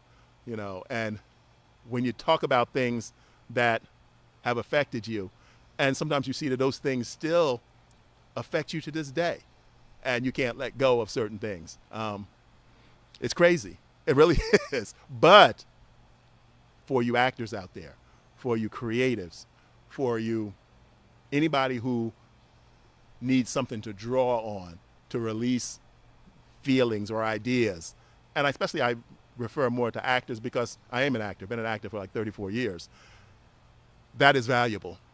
That is valuable. You draw on your experiences because you can't really be a good actor if you don't have anything to draw upon. You know, that's the techniques that I use. I take a role and I incorporate it into me and bring the character to life. Because most of the time, the truth is, you just get a script with a character that might have some dimensions, but most of the characters don't have as many dimensions as the actor is expected to bring to it. So if you have a rich background, you know, it doesn't have to be trauma, because everyone doesn't have trauma when they're a child, but some do, and some have much more than I had. But again, it's not wasted. Your pain and your suffering, it doesn't have to be wasted. And even if you're not in the entertainment business, you can go on to be a big brother or a big sister and help kids who may be going through the same thing you're going through right now. Because as I speak, there are children going through the same thing that I went through 40 years ago, 45 years ago. And they're going through the same trauma, and it's going to affect them as they get older. And you don't want it to define your life. And that's one thing I did not let it do. I did not let it define my life. I knew that I didn't belong there. I knew that I wasn't part of that. No one would admit it until I was older, but I just somehow knew I did not fit in. I was not supposed to be there. I was trapped, but I made it through. And I'll talk more about this if I decide to do another episode. I want to see how the response of my subscribers are, because what you go through can be of use. It doesn't have to be in vain. It never has to be in vain. I'll see you in the next one.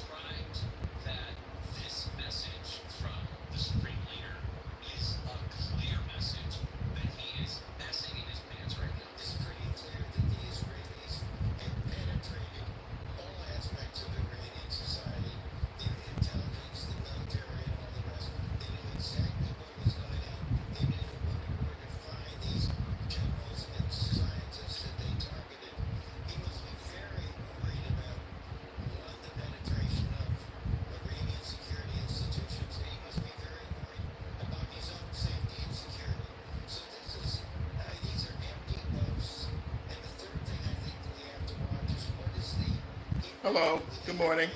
Thanks for stopping by. Just wanted to jump on real quick and say thank you for everyone subscribing. A lot of new subscribers. I appreciate it.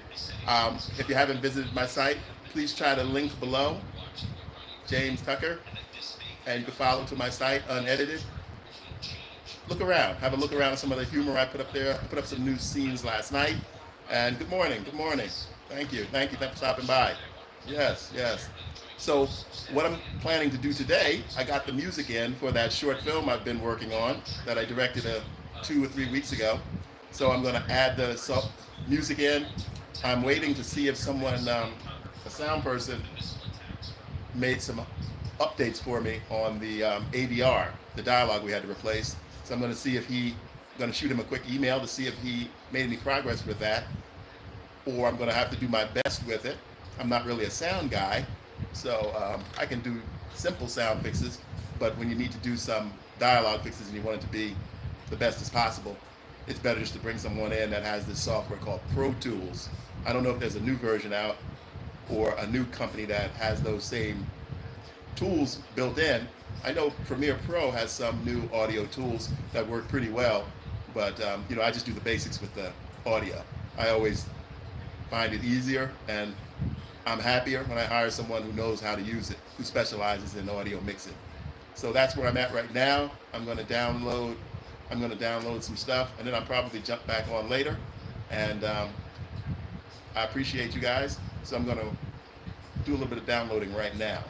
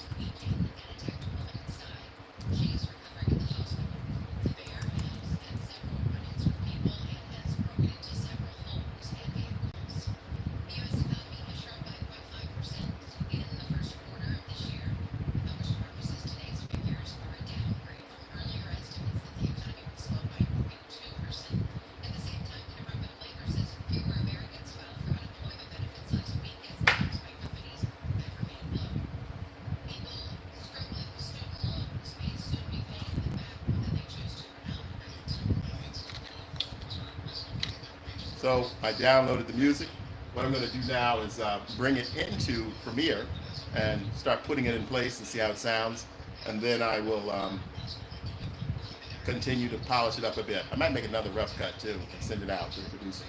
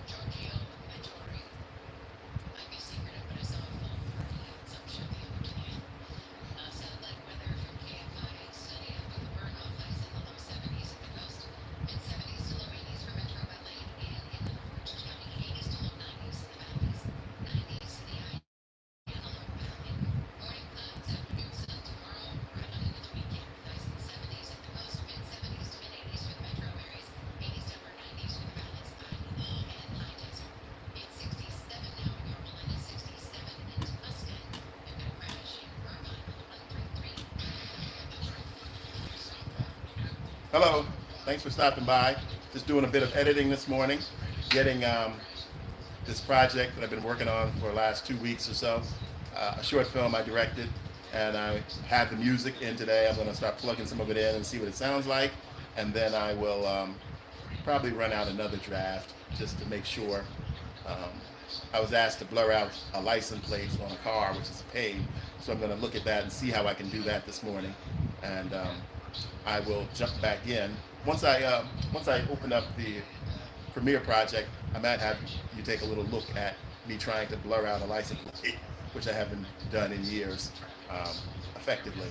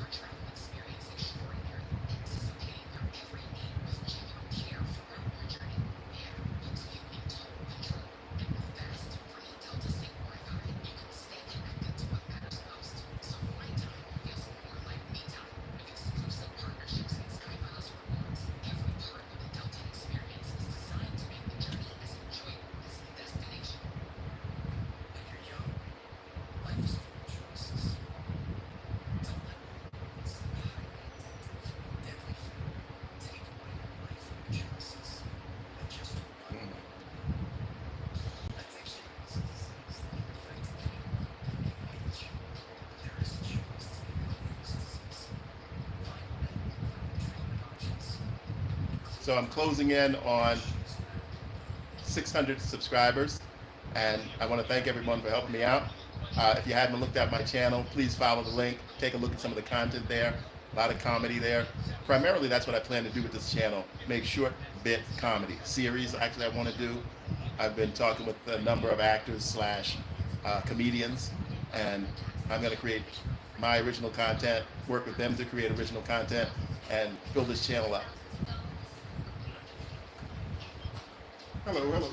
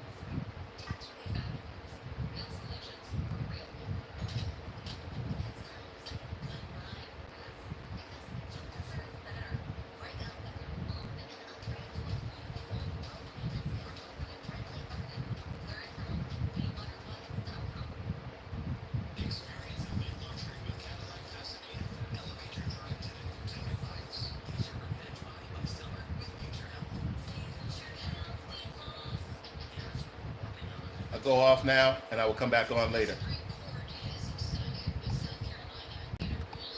Or I started doing a little bit of editing. What I thought I would do, give you a quick little update on these projects I've been working on. One of them, again, which I've talked to a few of you guys about already, is the short film that I directed. Haven't directed a short film in years, and it was a great experience to get back into. Like I said, I haven't done it for a while. So what I did was talk a little bit about the project. It was a project for an actress slash comedian, and she's creating a pilot. I'm working with her, and we're creating a pilot. I have known her for a while, and I was positive that she'd be a great character to base a series on. And we all know the explosion of series on streaming services nowadays. So I knew that she would be a great example, a great sample that could be turned into a series. It's based on her life actually, and exaggerated a bit for television, make it even more elaborate. And so what we did was we started working on the ideas for the script, and we came up with a number, of different concepts, and so we decided on one, and she wrote the script, and it came out really well. This was a short version. So what we're doing is we're creating what's called a proof of concept. And what a proof of concept does is it explains the whole series, who the character is, the world that the character lives in, and then that way we can show it to potential investors and then raise money to do the full-fledged pilot. Now there's a festival organization called Series Fest, and the great thing about Series Fest is that it focuses just on series. And the way I found out about it must have been, wow, almost 10 years now. So I'm not exactly sure when Series Fest started. It's got to be closing in on its 15th year. And so it's been a really big success, and they've branched off into a lot of areas. A lot of people in the business with connections that can greenlight pilots and series attend it to look for new material. So my wife's nephew was at that time a brand new actor, and he had just finished a great acting program in New York City called the Actors Workshop. I think that's what it's called, the Workshop. And what it is, it's a program, a method program, and it's been around for a really long time. Some of the best actors have went through that program. And so he had asked me what I would recommend if he wanted to get into acting. So I told him that. I told him that was a program that I wish years ago I had got involved with. But he went, he did what he had to do to get the money because it's very expensive. And he got the money, he went through the whole program, did very, very well, got an agent. His agent was a really good agent in New York City. And he started, hello, good morning. And he started doing projects in New York. I think one of the first things he did was a kind of a high level off Broadway play. And then after he did that play, hello, good morning.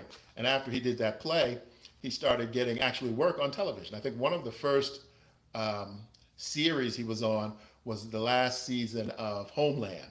And I was so jealous because I love that show. And I love Carrie, the character. And so he was on that show. And I think he was on 2 episodes of that show. And it was really a great experience for him. And it propelled him into other work.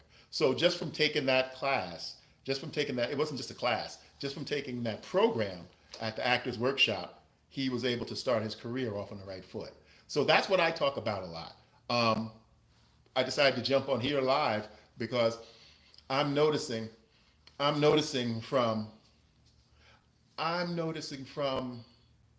my analytics that a lot of my subscribers and a lot of the people that watch my videos focus a lot on the content I create about acting and being a new actor and getting into the acting business. So I decided that's where I'm going to start narrowing my content. I'm going to still do the other stuff that I talk about, acting, directing, and editing, and just general filmmaking. Hello. And so what I'm going to do though is start creating more content for new actors. I have some ideas. Actually, as soon as I finish with this live event with you guys, I'm going to polish my first episode focusing on actors and some of the steps that you need to take to propel yourself into a career in acting. It's going to kind of be like an online class for actors. And what I'm going to do too is I'm going to recruit actors from my subscribers to participate in the program. And but first of all, I'm going to start just with the steps, the things you need to do, the things you would do if you were in a traditional acting program at a college. At the very basics, though, the very basics. This is not geared towards anyone who's already acting, who's already studied. I want to work with people who have thought about it, who always said, I'd like to give acting a try. How do I get started? I always recommend reading books and stuff at the beginning, which I still recommend, which I will recommend in all the classes that I'm going to teach here. But I'm going to teach short little focused classes on the elements that you need as a person just starting out. So that's what I'm going to focus on here. And I hope you guys start watching it and following again. Continue to follow my channel and continue to subscribe. And I like talking about this, obviously, because I jump on here all the time talking about it. But again, I see that a lot of people are really following my vertical shorts when I talk about acting, and also people are following that back to my 16 by 9 full length content talking about acting and how to get started and how to make it in this business. Because there's a lot of things you have to do at the very beginning. I remember when I first started out, when I first moved to Los Angeles, I got an agent. Luckily, I got an agent because I met an actor on the set of something I was working on. And the agent took me on. And I remember getting my first call for an audition. And they said, we're going to send you, you can come pick up the sides. And this was in the days before we even had email. So they told me I had to physically come pick up the sides. And I said, what are the sides? I was so new, I didn't even know what sides were. But sides are the pages of the script that you're going to audition with. So that's the basic kind of stuff that I'm going to teach, because that's the stuff you really need to know when you're just starting out. And like I always say in all my videos, you don't know what you don't know. And so I'm going to try to teach you guys in these free lessons, not charging anything, just creating content for my channel, and to give information out to you guys who are kind enough to watch it and come to my channel and subscribe. I'm going to give out the basic information for anyone who wants to start off as an actor, because there's a lot of basics that you need to know.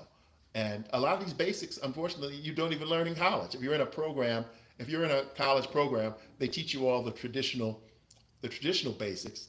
I'm going to cover some of those, but I'm going to teach you all the real world basics that you need to know about showing up on the set, being prepared, having pictures and resumes that represent what you really look like, being confident, how to be confident. I'm going to teach you about online auditions, because that's a big thing now, doing your self-tapes.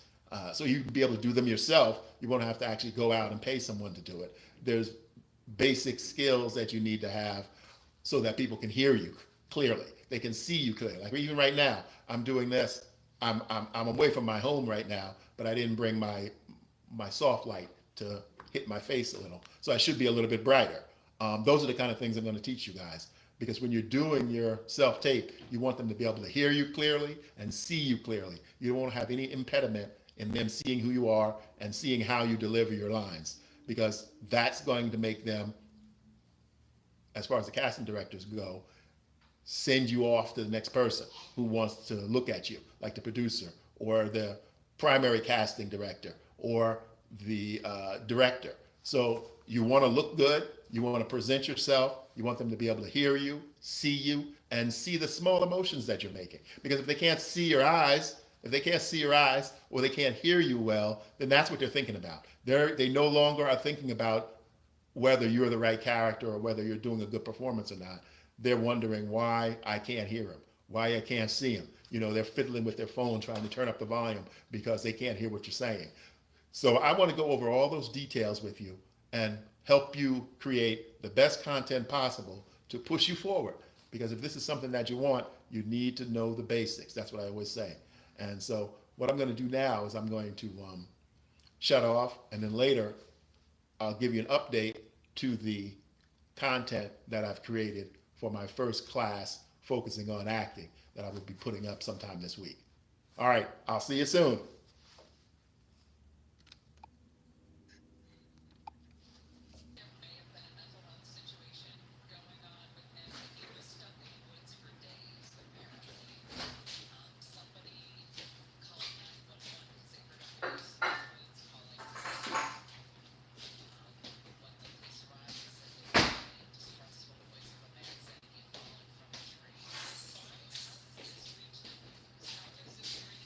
Good morning. Good morning. Thanks for stopping by. I want to do a quick little recap. I'm just about to come up on the last 2 scenes of this large project I'm editing for an acting teacher that I cut all of his content for his students. So what happens is his students they go through the class, they take all their lessons, and then at the end of the class, a lot of them participate in a large scene. Well, not a large scene, almost as long as a feature sometimes. And it's scenes of actors visiting the therapist. So what happens is the students play the the students play the patients, and one of the acting students plays the therapist, and so they all do scenes, and I edit them together to make them look best as possible. So a lot of them do a good job, some struggle, so it's a variation of different scenes. So I'm about to finish the last couple of scenes. I ran into a little bit of a problem because it appears that some of the dialogue of the therapist might not have been included. They might have skipped some lines. So then that forces me to try to think of a way to creatively start the scene. So what I'm probably going to do is start the scene later into the content. So that's just a little editing note that I have to deal with. So, but overall, it's coming along well. It's a long process. Sometimes I show you guys a little bit of the process. I might show you a little bit after this. It's not exciting. It's not an action adventure or anything like that. It's just dialogue driven. And these are actors who are just starting out in the business. So they use these scenes to attract potential agents, potential producers or casting people for small projects, student films, independent films.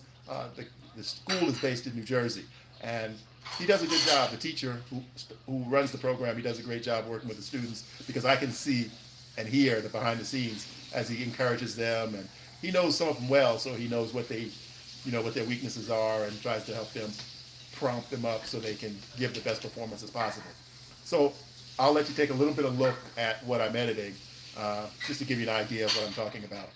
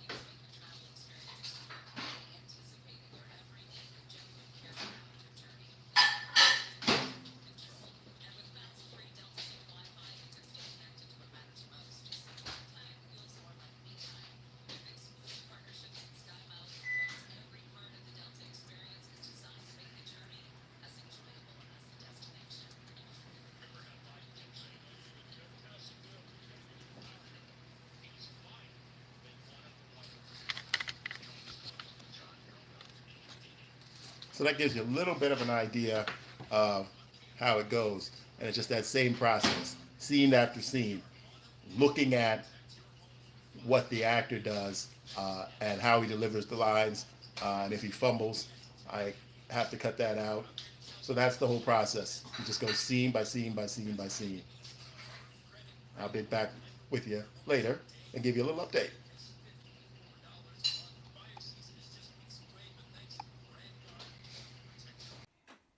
Hi, my name is James Adam Tucker.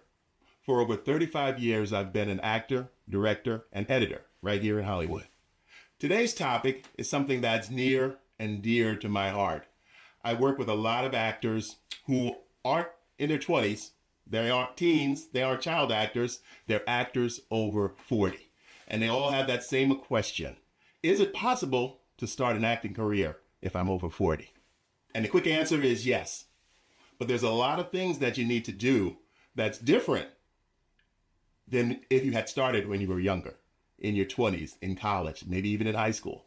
I started my acting career in college, and there was a lot I needed to learn when I first started.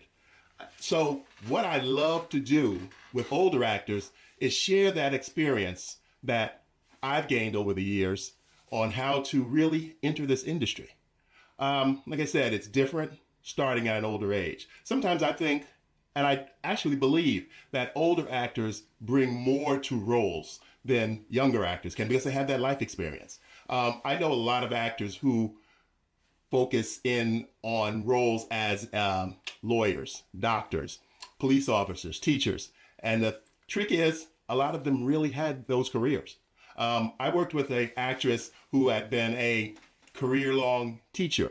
She started out, obviously went to college, got a teaching degree and credentials and all that kind of stuff. And she started teaching in lower grades. I think it was kindergarten, she said. I'm trying to remember, it was kindergarten or it was middle school. Her name was Joyce. And so we were casting a project. It was a comedy horror movie. Goes back a few years. And we were looking for an actress in her 60s. So Joyce and a number of other actresses had submitted their resumes and stuff. And we saw a lot of people. And most of the older people were new. I always have the saying that when you're older and you're an actor, either there's two paths. Either you're extremely successful or you continue that struggle and you just won't give up. Because most people, when they start their acting career and they're young, you'll make it normally maybe to the end of your 30s, and then you'll start looking around, hey, I better do something else. That actually happened to me also. But I was one of the ones who stayed on the path. I didn't become a recognizable actor, but I'm a character actor. And I've been working constantly for, like I said, on and off 35 years. And I continue to do it because it's something that I really love. My wife has a saying that if you love to act, don't just sit around and wait for someone to hire you to be in an A film. Act. There's a lot of places to act. So even what I do sometimes is, and this is one of the tips that I share with older actors, I do a lot of student films. When I have some downtime, I'll find some students who are doing a project. Now, I'm kind of picky, so I only go for roles where it's a lead role or something like that. But I will do student films just to get sharp, to keep my talent sharp. But anyway, let me get back to my focus. Can I start an acting career if I'm in my 40s? A lot of them say, I've always dreamed of getting to acting. I did some acting in high school, but then I went to college and I realized I better get some type of job that's a little bit more secure. I even meet a lot of professionals, successful professionals in careers that took them years to build, who still have that hidden acting bug. And I work with a lot of them too, because you don't have to make it a full-time pursuit of acting. You can still do what I call your day job, even if your day job is a successful career, and act on the side. So I always tell people there all types of roles available in Hollywood, in major movies and film and television. And if you are the age range and you fit the role and you are believable and you have the training and the discipline and the seriousness to show up, you'd be surprised that even projects that we cast, even our higher level projects that we cast, the amount of actors who just one day say, oh, I'm going to be an actor, and they get a headshot and they make a resume and they send it in. And then they don't even follow through. They don't follow through with the audition. They don't return calls. Even agents that I know who are friends of mine tell me that, they want to bring people in because they have a good look. They have a good, interesting background. They want to bring them in, and people just don't follow through. So follow through is something that's very important. I don't know what that old saying is, but what do they say? 90% of success is just showing up. And it is so true. But again, can I start acting in my 40s, 50s, 60s, 70s? Yes, you can. And there are roles. That's one great thing about acting. I know I'm not going to tell anybody I'm not here, and I never do this. I never give people false hope and tell them that, there's plenty of roles and roles to go around for everyone. That's not true. This is a very competitive business. We as viewers, now I'm taking off my actor and director hat, we as viewers, we see only the successful people. There are so many actors who, some have had success early on in life, maybe as young teens, maybe as older adults. Some have been in lead roles in major films, and that was the end of their career, or they couldn't book more work. So acting is very competitive. We only see the real successful people who work consistently, and you'll notice there are a lot of, obviously, we're talking about the A-list people who everybody can just rattle off names and know who they are. Then you have these television actors who are considered, A-list television actors and the film actors. You have stage actors, but they're always the actors who play all the other supporting roles. They have a term called day player, under 5, and there's thousands of us out here. So there's work, but again, you can pursue your career, but you need to pursue it smart. You need to do certain things that put you ahead of the competition, because it's amazing how many people apply for each individual role. But what I like to say too is, if you do want to take this seriously and you do want to give yourself a chance at a dream that you've had maybe since you were a child, and you're 40 or over, I have some tips for you. So check it out, my link and my information in the description below, and reach out to me. I do one-on-one consulting. I don't have some kind of system or some kind of plan that I'm going to send you, or some kind of marketing gimmick that I'm going to try to sell you. I talk to people one-on-one. I find out where they are, and I meet them where they are. I find out what you need. And I'll tell you straight up if this is something that I feel as a possibility for you. And again, that's only my opinion. But if it's your dream, and if I legitimately feel that I can help you, I work with people one-on-one. So check me out in the description below. And again, remember, you're never too old. You're never too old. In closing, look up that from years ago. This was in the 80s. But do a search on Google for the woman who had that commercial run. Some of you probably weren't even born. Where's the Beef? She had always wanted to be an actress. And I think she was in her 80s or something like that. And she booked that commercial, and it became something that is still talked about and brought up to this day. But again, if you have a dream and you want to work towards it, if you're 40 or over, no, it's not too late. I'll see you again in the next one.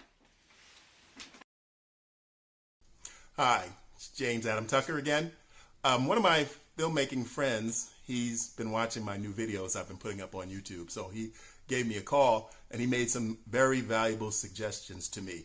One of them was to make sure I title my videos so that you guys will know right away what they're about. Seems obvious, but I didn't do it. A title that actually matches the description and focuses on what I'm talking about. So I made those changes. And then also he told me to stay away from my plain brown background that I have upstairs where I do my self-tape auditions. So I'm downstairs in my office. You can see my wife's little setup in the back. Mine is here, but the light's pretty bad, so I couldn't shoot from that direction. But what I want to talk about today, I've got a lot of questions from some young filmmakers. I start trying to give back, as they say, a little bit more. So I've reached out to a community center in my town here in Pasadena, and I met with a couple of young filmmakers, actually 3. One really followed up well. 2 of the other ones didn't really follow up that much, but the one that did follow up, he wants to do a feature, or he wants to do a television pilot, and he really hasn't done any shorts yet. So I've been talking to him about doing some very short subjects first, not to try to make any money off of them, but to learn about the full process of filmmaking. I think that's one of the best ways to really learn all the nuts and bolts, writing, even before writing, coming up with the idea, deciding what your topic is, what you're going to, what message do you want or story you want to tell, all the preparation that it takes to make something interesting that people want to watch. Nowadays, we have so much technology. Like right now, instead of using my cameras that I have, I decided to grab this because this idea just hit me and shoot this on my phone. And I just have a normal cheap phone, but the iPhones, shooting content on those, it's incredible. It's incredible the technology that's available. So people shoot without even planning these days. And that's why so much stuff doesn't come out the way they want it to.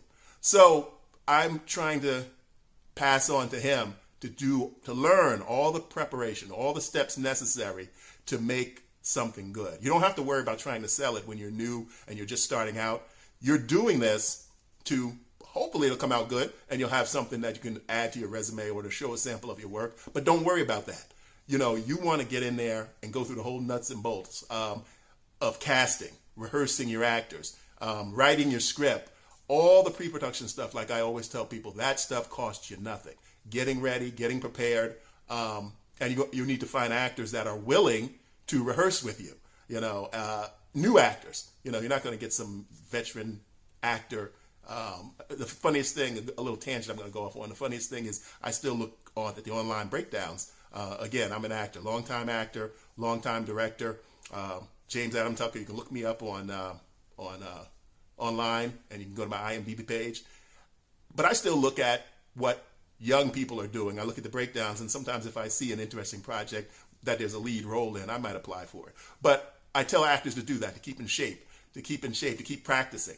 And the same thing with new filmmakers. You're doing these shorts so that you can practice your skills. You can make mistakes. You can learn what doesn't work. You can learn about actors who say, oh yeah, I'll be available. I'll be there when you need me. This is my top priority. And then once you're casting and maybe once you shot a few days with them, can I come in at 12 and leave at 1? So you need to learn all the things that, you don't learn in film school. Hopefully you've went to film school or you've taken some film school classes or you've even done some production in high school or in college. And I'm not saying that to say that older people, obviously, like myself, older people can't make films, but you still need to go through that process of starting and just shooting stuff without the pressure of trying to see whether I can sell it or not, because you're going to learn so much, even if you're the only one who watches the final product. But make sure you give the copy to the actors. That's one thing that's terrible, when someone volunteers or works on your project and you don't ever give them a copy of it. That's like something that really sticks in my craw. But again, it is valuable to make short films. Go through all the pre-production, production, and post-production. Make a 5-minute short. Grab some friends together. You don't even have to have professional actors. I mean, that's how I started. I used my family and friends when we got together on family occasions. We would shoot little short subjects. Mostly all of it was comedy, and this was years ago in the early 80s.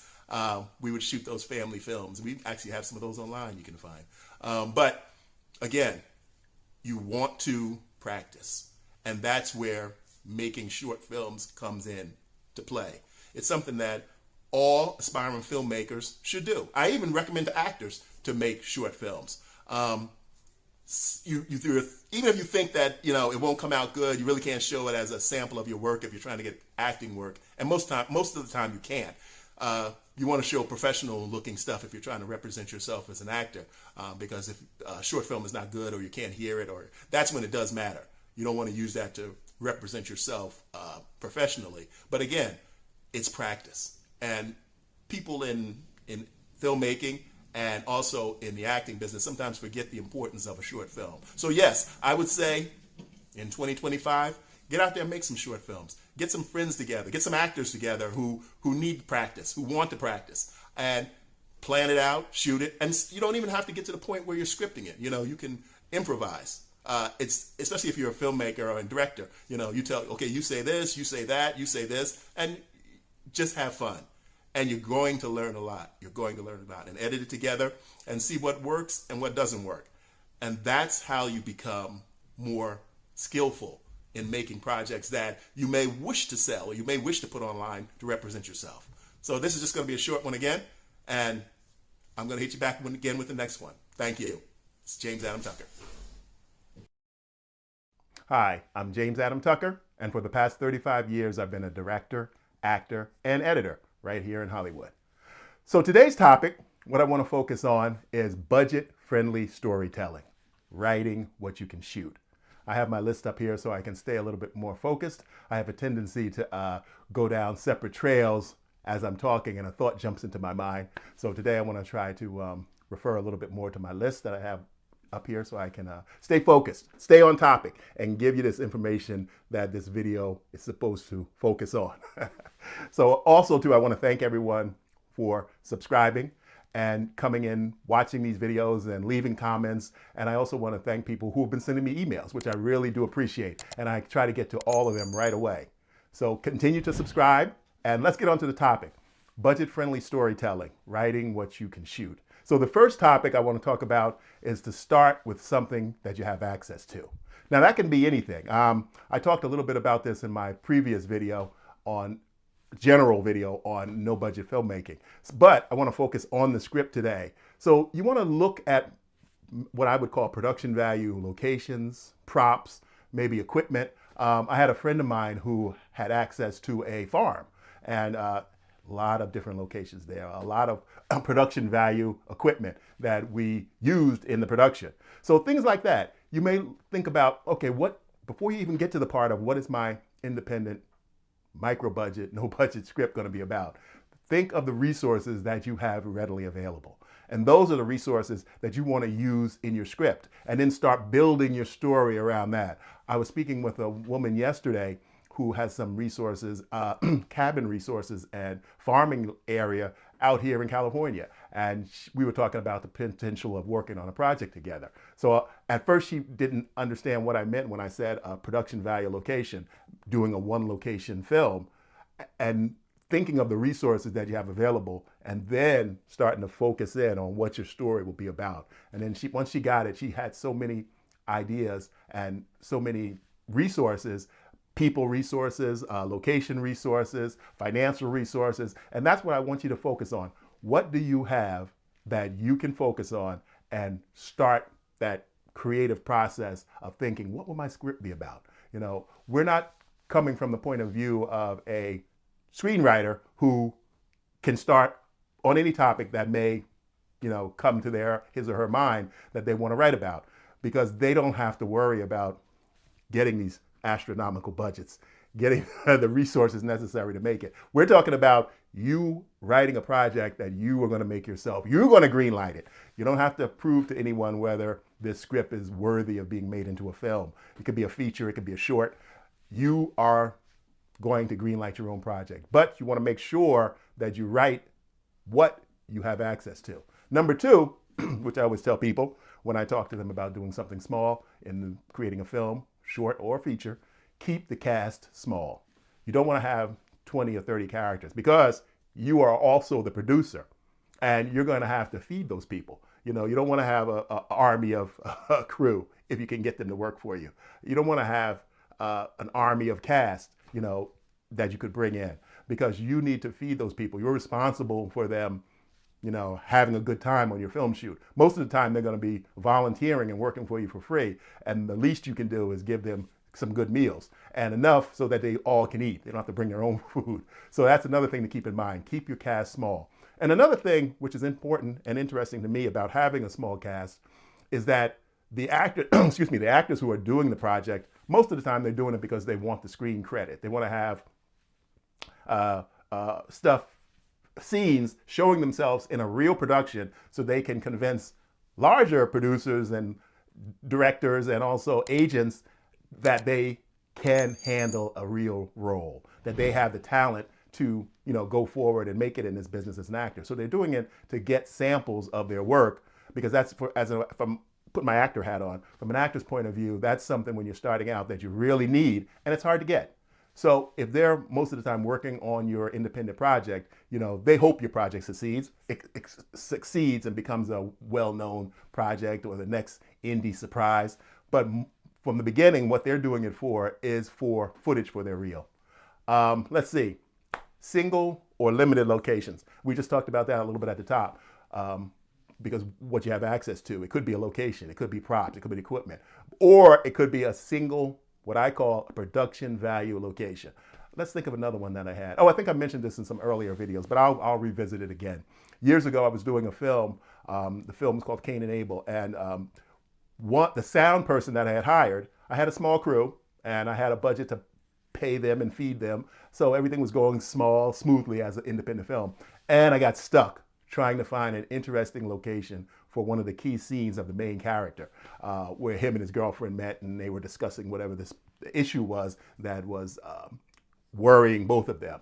And he told me, he said, James, I think it was his uncle. My uncle is the manager of the Hilton Hotel in Redondo Beach, I think it was, yes. And it's right off the beach. You can see the water. It's beautiful. It's beautiful. So he said, I'll talk to him and see if I can get that location. And he came through. He got us that location. It was a one-day location. He got us that location for the whole day. And we were able to shoot there from morning to night, zero cost, because his uncle was the manager. And he was able to get us that location. And that kind of access is what you're thinking about, is what you're looking for. In the past, there have been films, the whole film took place in one hotel room. So think about making sure your story is one main location or, simple locations that you can get easily. Don't write things you can't get. Let me move forward a little bit on my list here. Let's see if I can do this relatively quickly. Excuse me. Okay, single locations. Oh, another big thing. With those locations, don't write scenes that require extras. Because like I said, if you're trying to keep the cast small, you're trying to keep the crew small, you want to appear as a professional producer who can take care of their cast and crew. So you want to keep it small so you can take care of them. Don't write projects that require extras. There's no real reason for that when you're doing an independent film. If you're doing run and gun style, then you can shoot wherever you want, and you're going to probably most likely have extras walking in the background. And hopefully your camera and equipment and crew are so low profile you won't attract looky-loos who are standing behind the camera looking straight into the camera or interfering with your scene. But don't write in scenes that require extras. You could have day players possibly. And one thing about working with day players on a no budget or a micro budget film is that you want to be, and that's one thing I'm about to say now is something that I prided myself on as I make films. All the films I made in the past and the ones I continue to hope to make that I'm planning right now, I do really detailed scheduling. That way, it kind of comes with experience from shooting and being prepared and knowing what you want. But I do detailed scheduling so that if I do have a day player, I can tell them, okay, look, come in at 3. We're going to shoot with you at 4 and you'll be done by 5. So you don't want day players sitting around all day. I mean, I'm a union actor, so I'm used to it. I go when I'm on a set, I'm happy to stay there all day. It's a union job. It's something I've been working at my whole life. Dedicated my life to this business, and so when I'm on the set, I don't mind sitting around all day. That's part of the business of being a union actor. But when you're doing a micro budget project and someone's volunteering their time, you have to respect that. You can't ask someone to come. It's unethical to ask someone to come in at crew call 6 a.m. and you don't work with them until 11 p.m. And that just happens. Sometimes you get behind schedule, but you don't want to do that.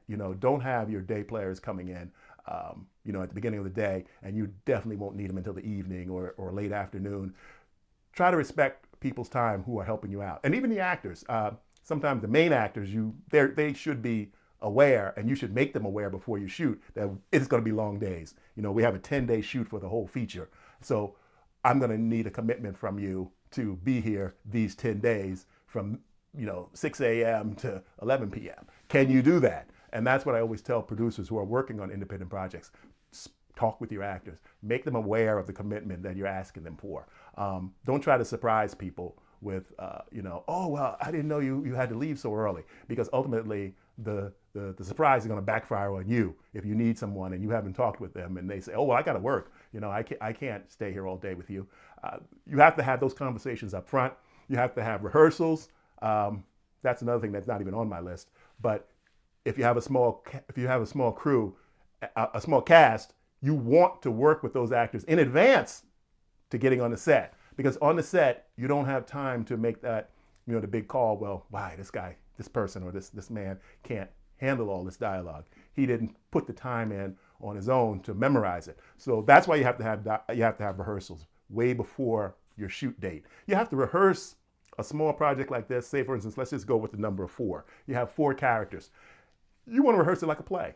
You want to rehearse it, and you want actors who, if you can find them, that actually have stage experience, because that's an ability that a lot of film actors don't have, is to stay in that scene and stay in continuous character mode, and deliver it as if it's a live performance and they're in a play. So that's just a little side note. And so let me get back to my list, because I said I was going to go off down that track.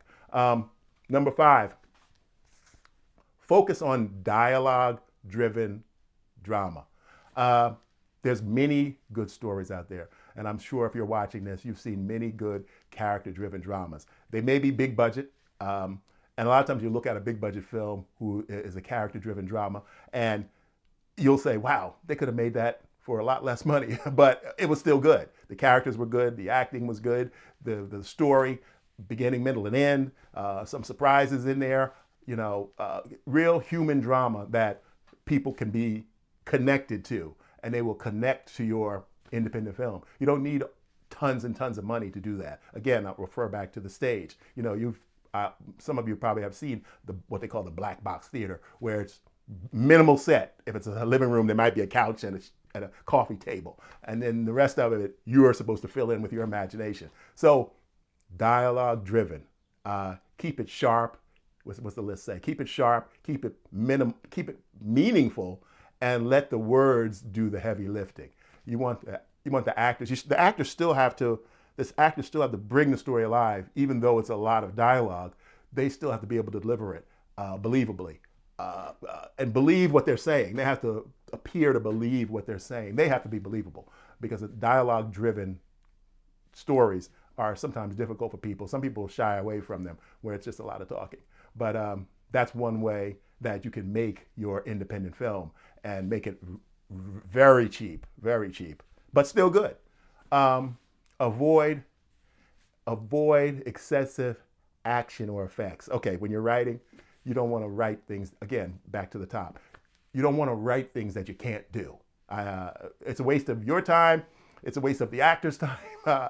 Sometimes you'll watch a very low budget, micro budget action movie, or a very low budget science fiction movie where there are lots of special effects, and they don't have the money for it. So they're cheating it like, this is the 1950s again, and they're doing the Ed Wood style effects and Ed Wood style locations. Now, if you're doing that on purpose, and that's your story, good, yes. But don't try to make things, and one thing that really gets to me when I talk to people who want to work on independent projects. Oh, well, they'll say, oh, office location. Yeah, I have a corner in my basement that we could put in a desk, and we can, no, please. Those days are gone. That used to be able to get with that in the early VHS days, which I'm completely familiar with. You can cheat a lot of stuff, make stuff look, extremely low budget. But now with television and the production values that the general public sees on television at home, they don't have to go to the movie theater. They're watching HBO, they're watching Netflix. The production value level has risen astronomically to what the general public expects. And again, I'm not saying that you can't do that kind of stuff, because you can do it to learn, but don't expect to compete against, independent projects that find the locations that I'm talking about, that write around a specific location, so they have production values. Don't expect to, pass your mom's kitchen off as a diner. Don't expect to pass your your living room off as the CEO's mansion. And I've seen it all. And it's I applaud the people's effort for trying, and I never tell people don't try. I tell them all the time, do try, shoot anything, shoot a bad movie if you have to, and just so you can learn. But don't be deflated when you try to sell it and it can't sell. You want to be smart about what you're writing in the very beginning, before you even, pull out a camera or hire a crew member or whatever. You want to write this yourself, and you want to spend the time with the paper. You want to spend the time in front of your computer writing a script that you can really, really make. So avoid action and martial arts and all that kind of stuff that's going to look cheap. It's going to look bad most of the time, unless you have a location. Now, again, on the other hand, unless you have a location of a martial arts studio and you want to shoot there, obviously you're going to have access to some people who know martial arts. So and you're shooting on their location. You're shooting in the location. So then, yeah, you can do some action stuff. Action that you can, or for instance, gunplay. Say, for instance, you have a location, your brother-in-law owns a shooting range, and he'll let you shoot there one day. So write what you can really get. Again, back to the beginning of when I started. Let's see, what is my next thing here? I'm going to, this computer's giving me a little, oh, okay, here we go. Okay, so another thing, lighting, especially with evening shots. Plan ahead of where you're going to shoot. If you're going to have a night shot, make sure you have somewhere where you actually have some light so you can see. You don't want to have the shot so grainy that you can't see. Don't buy into the fact where people say, "Oh, this camera's great in low light, so I can shoot in a dark parking lot or a dark alley with no supplemental lighting." No, you have to. If you can afford to have some lighting, if you're doing a night shot, then do it. Keep the shots tight. Keep them confined. Shoot in areas where they have existing light, where there's stores. There might be a park. There might be a car dealership is lit up brightly at night. Plan to shoot places where you have access to light. If you're doing a night shoot, even if you're doing an interior and you're shooting in a building where it's dark, you're going to need some lights. But don't try to light the whole building whole room, gigantic room, if you don't have access to the right amount of lighting. So have that in mind as you're writing. Okay, will I be able to shoot this scene and have lighting? That's something that you want to be aware of also. Also, again, getting close to the end here, write with post-production editing in mind. Let's see, you want to limit the amount of visual special effects, unless you have some special effects and you're buddies with a special effects artist. And that's, again, back to the top of the list, looking at the resources you have available. If you have someone who's great in After Effects and they can do some of these effects that you may want to put into the film and they'll look believably, then you'll write that in. But don't think that, okay, I'm going to do this scene where, it's a remake of Bewitched and I'm going to have, lightning bolts coming out of her fingers or magical balls appearing, and you don't know anywhere, you don't know anyone who can do that. I'll just hire somebody on Fiverr. No. Write stuff that you can really do. Don't write and think you're gonna, we'll fix it in post, the old saying, So don't do that.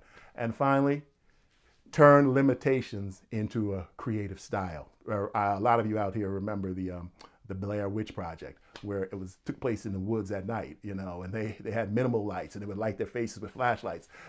That was genius. And like I said, that was when I talk about that project, I think about how that was a lightning strike for those two filmmakers. It doesn't come around, magic in the film business doesn't come around like that every day. But if you turn your limitations into a creative style, then, say for instance, you have a location and you don't have all the proper lighting needed to, quick story, I shot a film, which I'm going to probably end up releasing here on YouTube. We shot it, maybe 10 years ago. The film is edited, but we never got a proper distribution deal. We were offered some, but it wasn't, what we wanted. So I held on to it. So now I have the opportunity to release films on Tubi or even right here on YouTube, which I might use that as one of my test film releases here on YouTube. But anyway, we had access to this old gigantic discotheque here in Los Angeles. It was really popular back in the days of disco, but it's still there. And it opens, it's a community center or something like that now. But we had access to the disco room and everything. It's gigantic. It kind of reminded you of if you all saw pictures of Studio 54. But we didn't have money to light that place correctly, and that was a mistake I made. I had minimal lighting, and I did the best I could, but the footage came out too grainy. But I turned that grainy footage into a style. And what I did was I incorporated that, during the editing, I incorporated the grainy footage as security footage, and someone was monitoring the people in the club, hidden cameras hidden. So I was able to write that into the script, but turn limitations into a creative style. That's another thing that you can think about as you're in the planning stages. And again, we're talking about writing the script, and you're not spending any money right now. It's going to cost you time to do it, but you want to take that time. You want to plan. You want to write something that you can really make. So that's the whole point of this video. Making sure that as you're writing your script, you're making something that you can really make. Don't write stuff that you can't do. That's really the bottom line. Thanks for watching, and please join me again on the next one. Hi. What I want to say right off the bat today with this video is I want to thank everyone who's been really helping me out and this channel. I've been getting a surge of subscribers, and I really appreciate it. I'm thankful to everyone who's subscribed to my channel and starting to watch more of my videos. It gives me encouragement to keep on going. So again, thank you so much for subscribing. And you out there who are watching the videos, please subscribe also. I really appreciate it. It helps me out. It gives me this encouragement to keep on going. So what I want to talk about today is I want to revisit a topic that I had talked about a few weeks ago.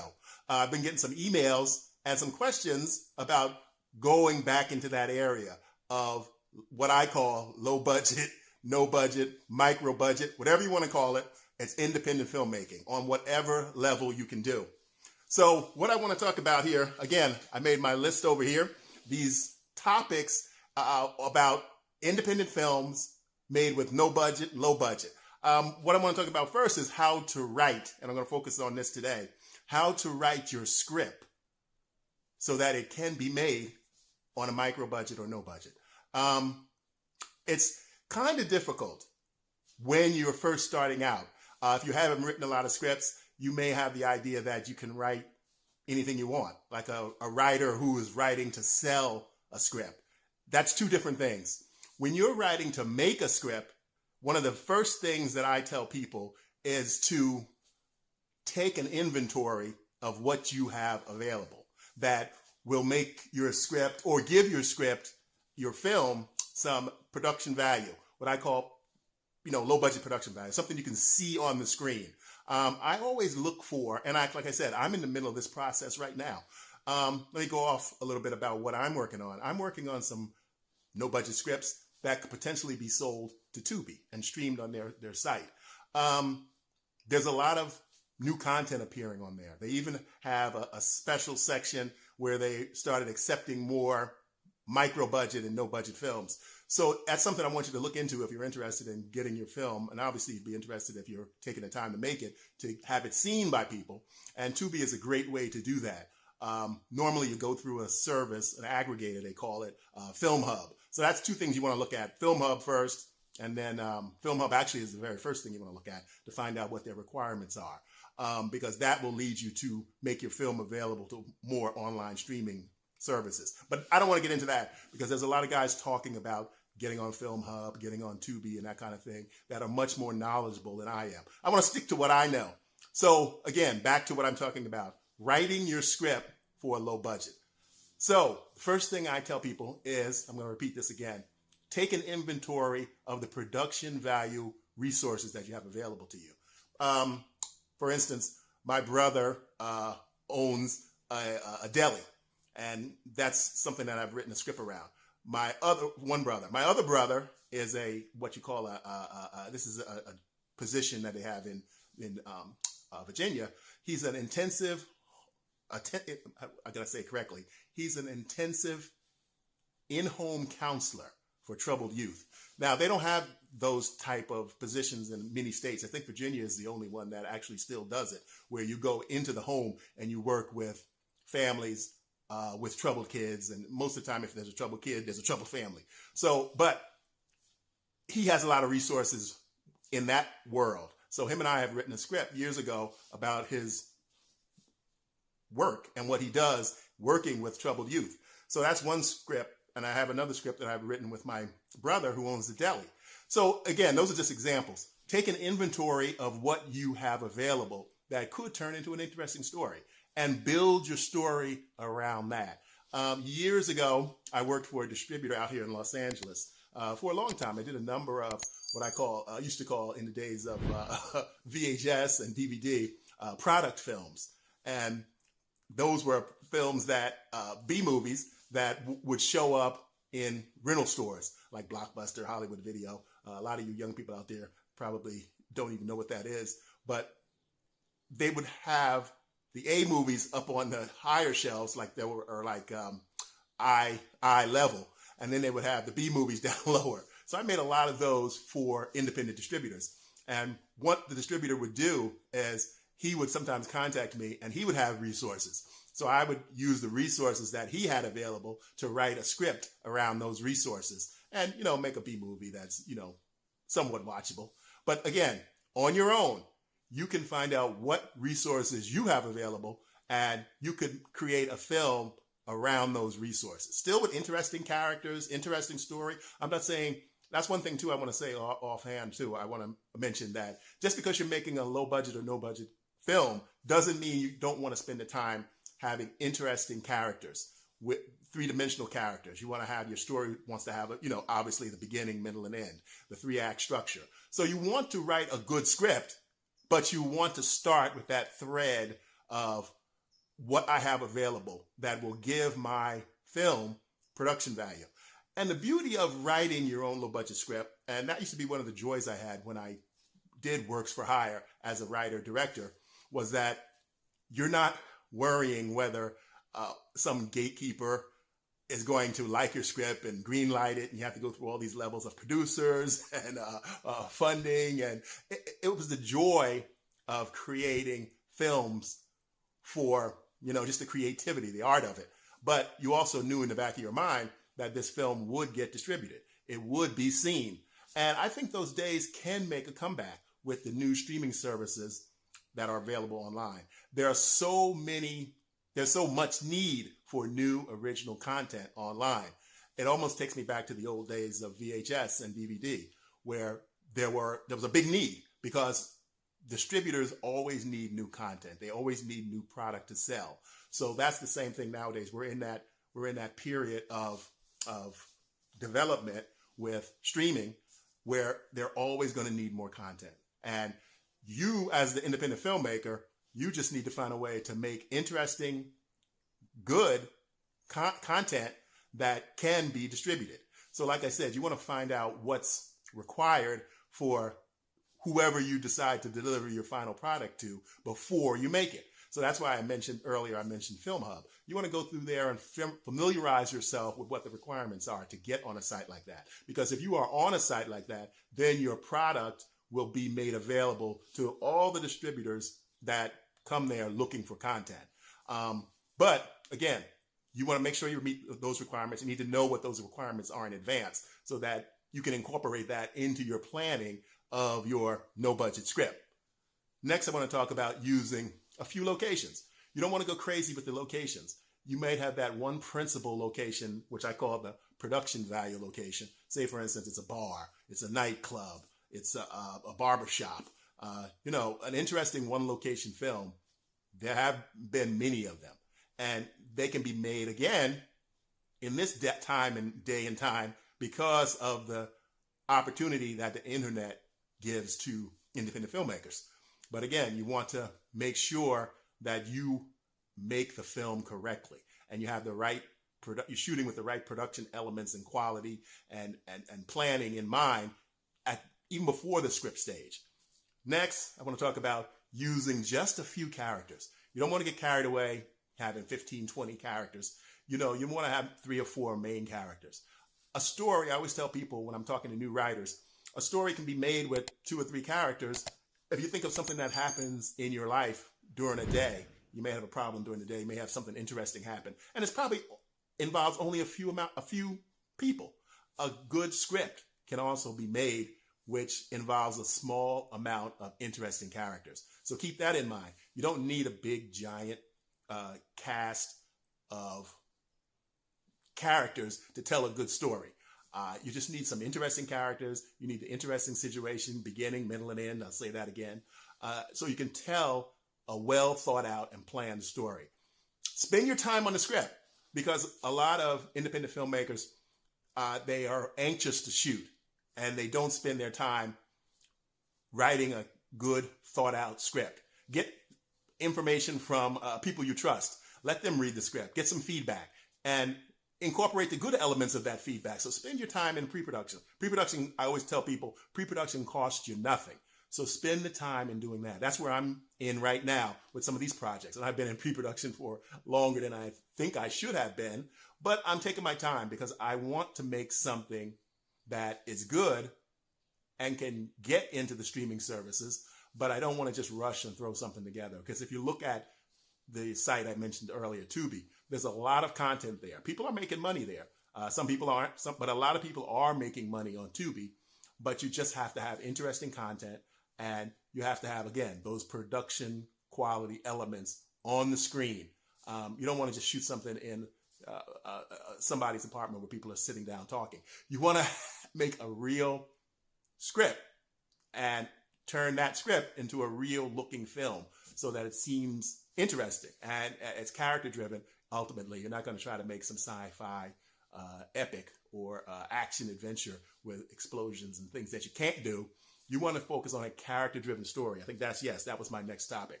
Character driven story. And if you think about it, this is another thing that I tell actors all the time when people call me up or write me an email and ask me about making independent films. I tell them, think about the characters. Even some of the big blockbusters that are well done, well made, have all the money in the world to be produced, and they're maybe special effects driven spectacles. But if you look down at the heart of it, it's the characters that you identify with. It's the characters that you care about. They end up making you care about the characters. I just finished watching the last season of the series on Netflix called You. Just finished the last couple episodes last night. And after it was over, you realize that the main character, the principal character, who you started to care about, if you like the show, you started to care about and be concerned about what happened to him, was a serial killer. And at the end, you started to realize that he deserves to be killed or go to jail for all the things that he's done during the 5-year run of the series. But they had an interesting character.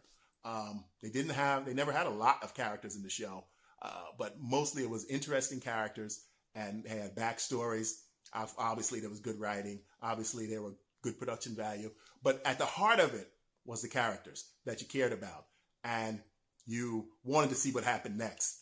They were interesting, multi-dimensional characters. And so that's what you need to write. That can be easily done if you take the time and effort into writing your micro-budget, no-budget script and creating characters that people can care about. People want to follow. People want to identify with. People want to see what's going to happen to them. It's always about the characters. Any television series that's well done, you're going to care about the characters. And what I always say, another thing I always say, is that characters you care about can be taken out of that context. And for instance, a hospital show. There's some maybe 3 or 4 great characters that you care about. They can be taken out of that hospital environment and put to work in a fire station, a post office, a restaurant. It doesn't matter what the world these interesting characters are living in.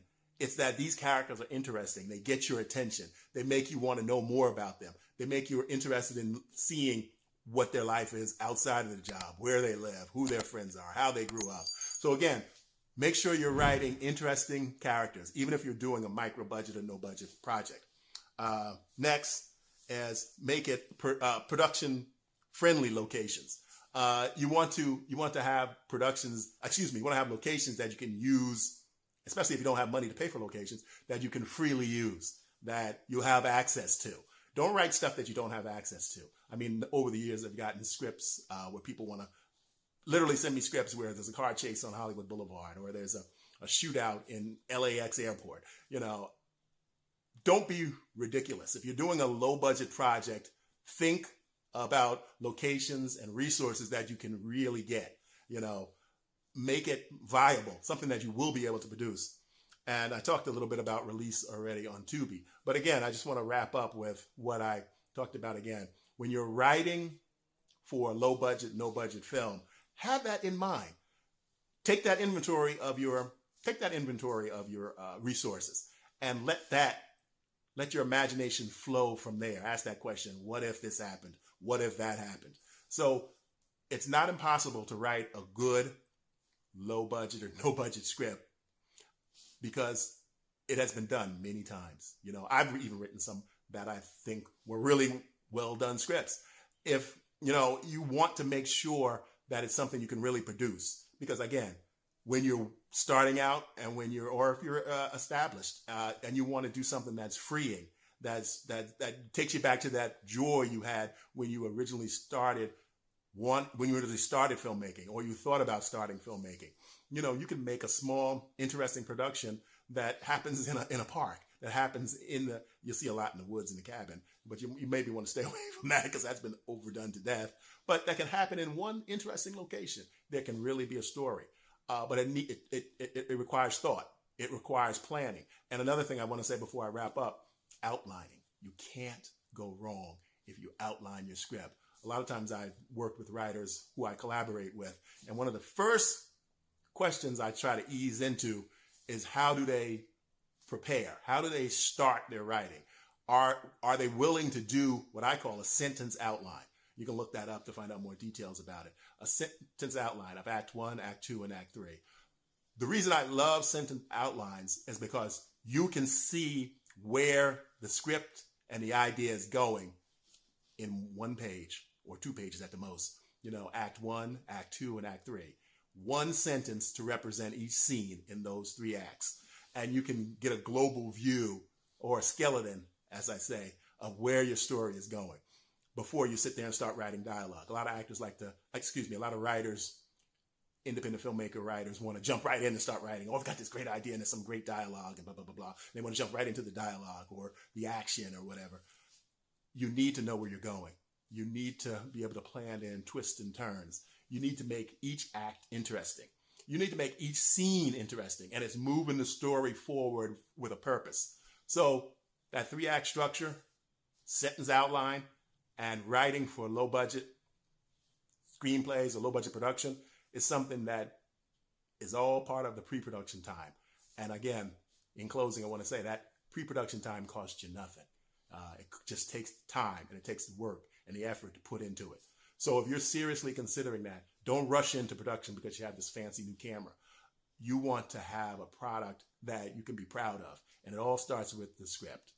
And next video, I'm probably going to talk about finding and working with actors once you have that script that you think could be a winner for a no-budget production. So again, thank you. Please continue to subscribe to my channel and continue to send me in those questions. I love to see questions down in the comments, and I try to get to them all. And you'll also see my email down there too, where you can directly, a lot of people have been sending me email, and I'm really thankful for that. I love to talk about this stuff, as you can tell. Not trying to sell you anything. I just want to share my knowledge and continue to make content that gives my knowledge away so that you can go out there and make better films and embody the joy of independent filmmaking. Thank you. I'll see you in the next one. Hi, I'm James Adam Tucker. For the past 35 years, I've been an actor, director, and editor right here in Los Angeles. Today I had a nice overcast day, and that's actually good for shooting. Thought I'd come outside and do a real quick video on my front porch. Someone sent me a question, and it really made me think back to some of my early days when I first started acting. Actually, it was a 2-part question. The first part was, what was my worst audition that I ever attended? And I think it was one of the ones when I was in college. I had started acting in college, went to college for a different career, but then moved over to the television, film, and also got interested in theatrical departments. So my very first audition took place in New York City. It was in Manhattan. So I was in college in Maryland, in Baltimore.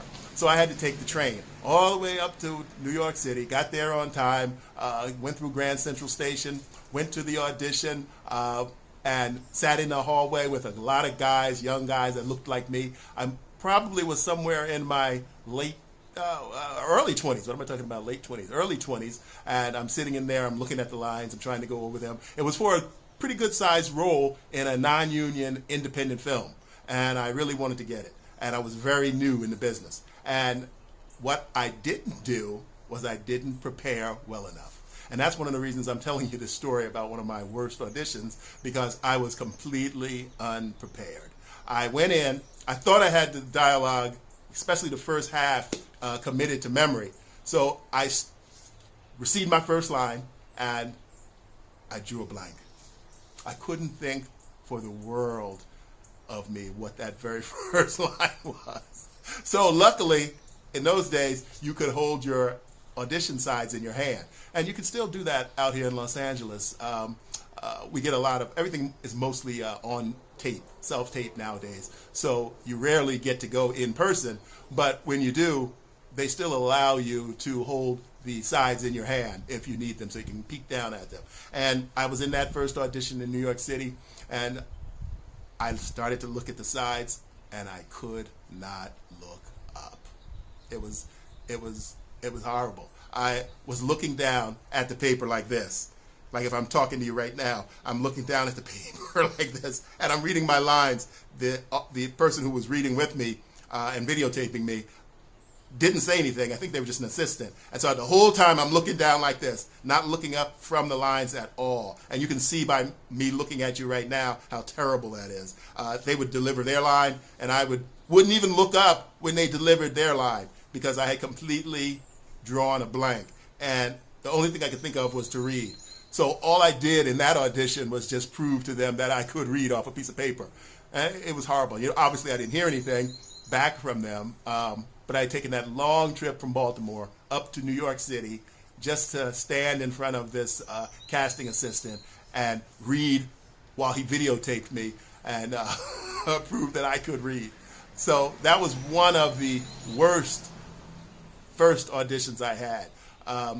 The next thing that question that came in was what happened at an audition where I embarrassed myself. This was another one. This was years later. I was out here in Los Angeles, and this wasn't too many. This was probably about 7 or 8 years ago. Made a lot of mistakes. That audition was a series of mistakes for me, and I should have known better. I had nobody to blame but myself. The first mistake was the audition was about an hour and a half from my home. It was down near the beach, actually. I live in Pasadena, so it was down near a beach, but not the beach, close beach, a far beach. So I think it was near Long Beach. So I decided a bright idea, decided to leave early so that I could get there on time because I was going to ride my motorcycle. Big mistake, riding my motorcycle that long distance. Because any motorcycle riders out there that know if you're not a daily rider of a motorcycle, you get a little fatigued on long rides. And so my ride was about an hour and a half. Number two, I left extra early so that I knew if anything happened, if I got lost or anything like that, I would have plenty of time to find out where I'm going. Because it was a pretty good audition. It was for a role on this show they were making at the time called Black Jesus. It was kind of like a parody of if a black guy had returned to Earth in present day and he was Jesus and he lived down in the ghetto neighborhood. So it was a show, but I wanted to roll because it was a pretty good sized role. So drove all the way down there on my motorcycle, got there extra early, and right across the street from, actually in the same parking lot, but down a little bit, was a really nice breakfast restaurant. This was a really early call. So I got there so early, I had about 45 minutes to kill. So I said, let me go in here and get a little bit to eat. Mistake number two. I went in there, ordered a big breakfast, blah, blah, blah, blah, eggs, bacon, toast, coffee, sat there leisurely like I had nothing to do today. I'm just living the life of leisure and drinking coffee and eating my breakfast slowly. And so all of a sudden it's time to go to the audition. I'm relaxed and calm. Get in the audition. Same thing like when I was young, like when I was in my 20s. I drew a complete blank. And I almost had these the day before, and I had plenty of time to work on the lines, which I always do. I take the time, I work on my lines. I have a little system where I break them down, and I use mnemonics to learn my lines and that kind of thing. That's what I did when we did them all in person. And so I thought I was pretty much prepared. But those two big mistakes, tiring myself out riding on the motorcycle, and then sitting down before the audition and having a ridiculously big breakfast, I think I delivered the first line, and the young casting woman, and she's a pretty well-known casting woman, I'm not going to say her name, but she had called me in many times for many things, and I was never this embarrassed in my whole life. I've said the first line, I think. Third mistake. I was confident that I had the dialogue, and I didn't have the sides in my hand because some of her casting people had put on the breakdown that they wanted you to come off book, which was really unheard of. It still is kind of unheard of for a first audition. They let you, out here in LA, I told you, they let you have your sides in your hand. But for some reason, they had highlighted, we want you to come off book. And I guess because it was kind of an independent show, it was union, and it was an independent show, a lot of people would come in and would be completely unprepared. And just like, unfortunately, like what I ended up doing. But I did the first line and then drew a complete and utter blank. And it was so embarrassing because she had called me in for other things. She even remembered me when I walked into the audition, which is another great thing that you always hope that casting directors will do. And she had to yell. She had an assistant who was doing the taping. And I think they had an elaborate system set up where she didn't have to be in the room, but they were doing the taping and she could see the taping. And I don't know why that was, unless the room was just so big that she was far off and I couldn't see her. It's all a blur now. I don't even like thinking about it because it was one of my most recent and embarrassing auditions. And she had to yell. She didn't just say the line. She yelled the next line to me. And maybe I did one more line, and then she yelled the next one after that. And I think then I caught on to the last few lines that I had of dialogue.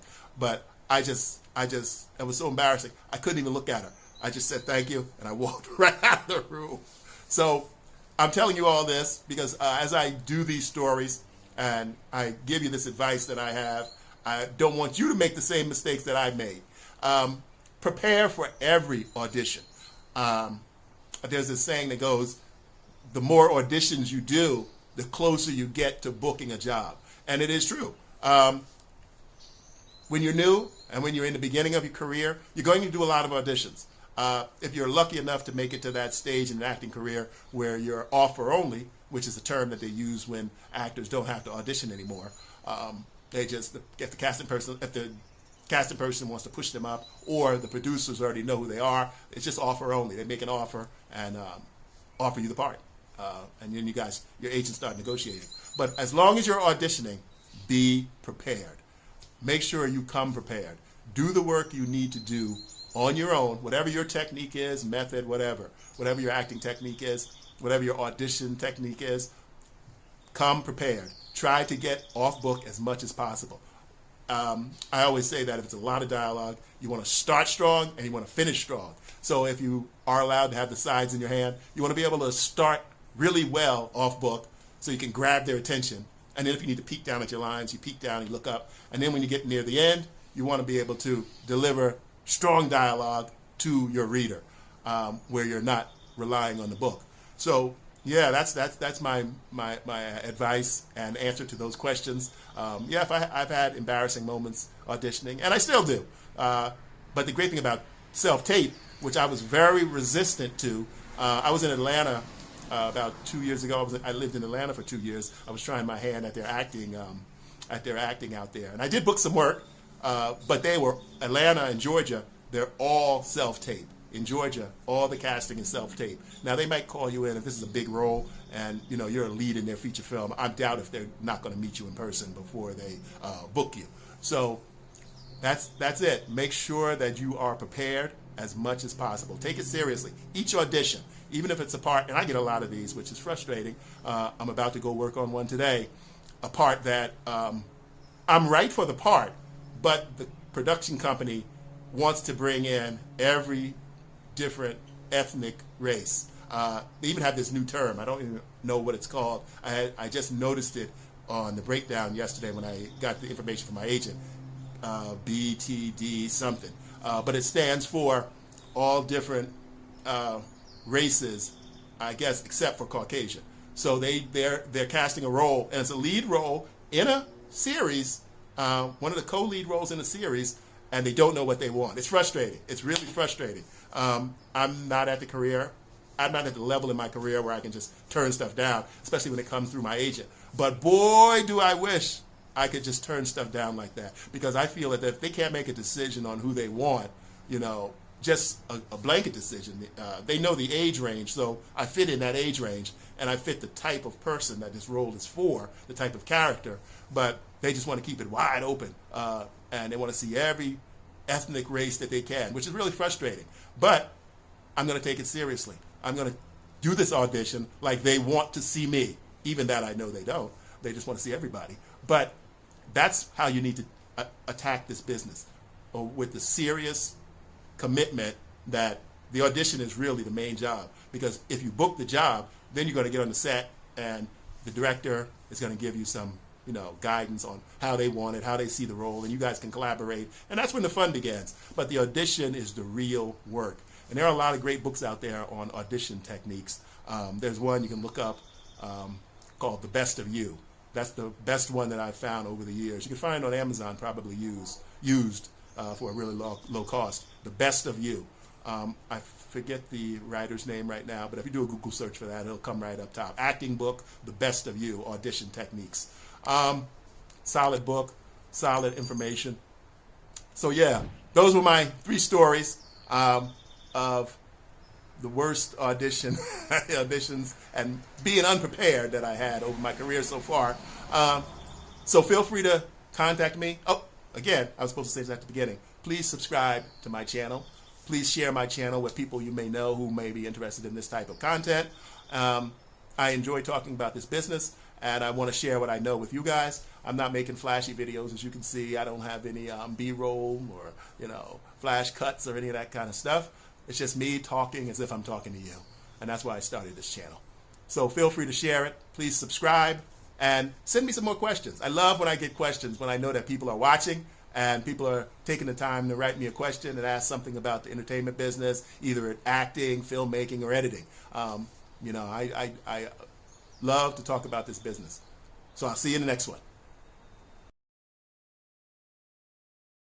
Hi, my name is James Adam Tucker, and for the past 35 years, I've worked as an actor, director, and editor right here in Hollywood. So today's topic, what I want to move on to, is myths that exist in Hollywood, that a lot of actors, new actors, and even actors who've been around for a long time fall into the habit of believing these myths. And now most of these myths are false. So I'm going to start going through a few of them. I generated myself a little list here so I wouldn't forget what I wanted to talk about. One of the very first ones that I heard so many times when I started out acting, I started in college. I was in Maryland in college, and I remember I talked to a local celebrity there. I won't mention his name, but he was a big celebrity in Maryland, in the media, and all around town. He had his own local show. He was also did a newscast, entertainment newscast in Maryland, in the Baltimore area.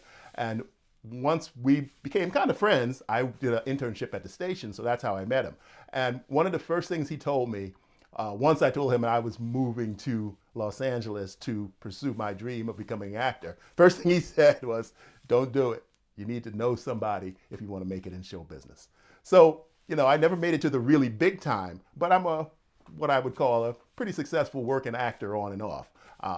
Again, I've done directing, editing, and acting in front of the camera. But that was the very first thing he told me. He said, "You're not going to make it in this business unless you know someone."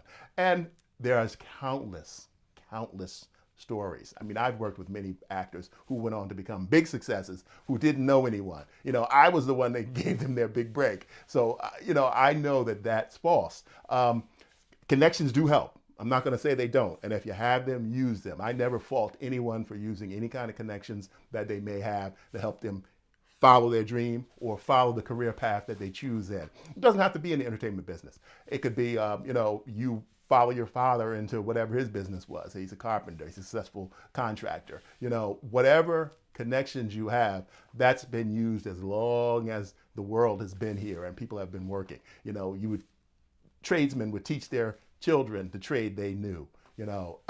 Same thing in the entertainment business. A lot of times you'll find out that a great musician or band leader or a rock and roll star, maybe their parents were in the business, or maybe their parents wanted to be in the business.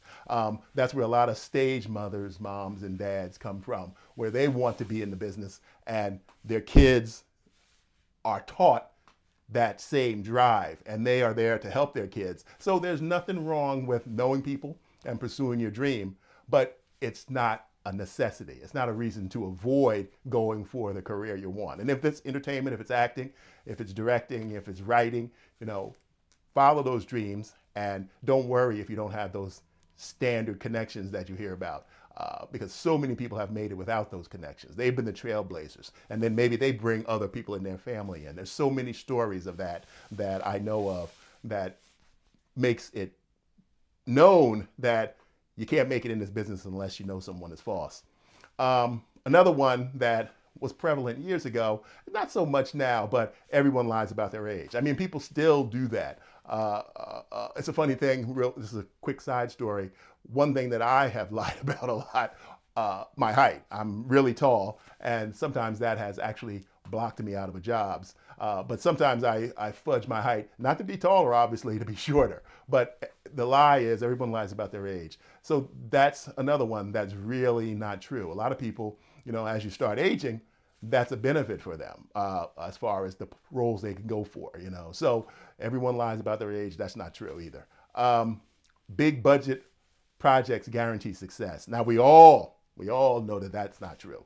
Sometimes I always tell people a movie can have all the money in the world, and some do, and it still turns out bad. There's a lot of things that go into making a film. It's a collaborative effort. So it's not that you can't make a film on a small budget. I mean, we've heard those stories.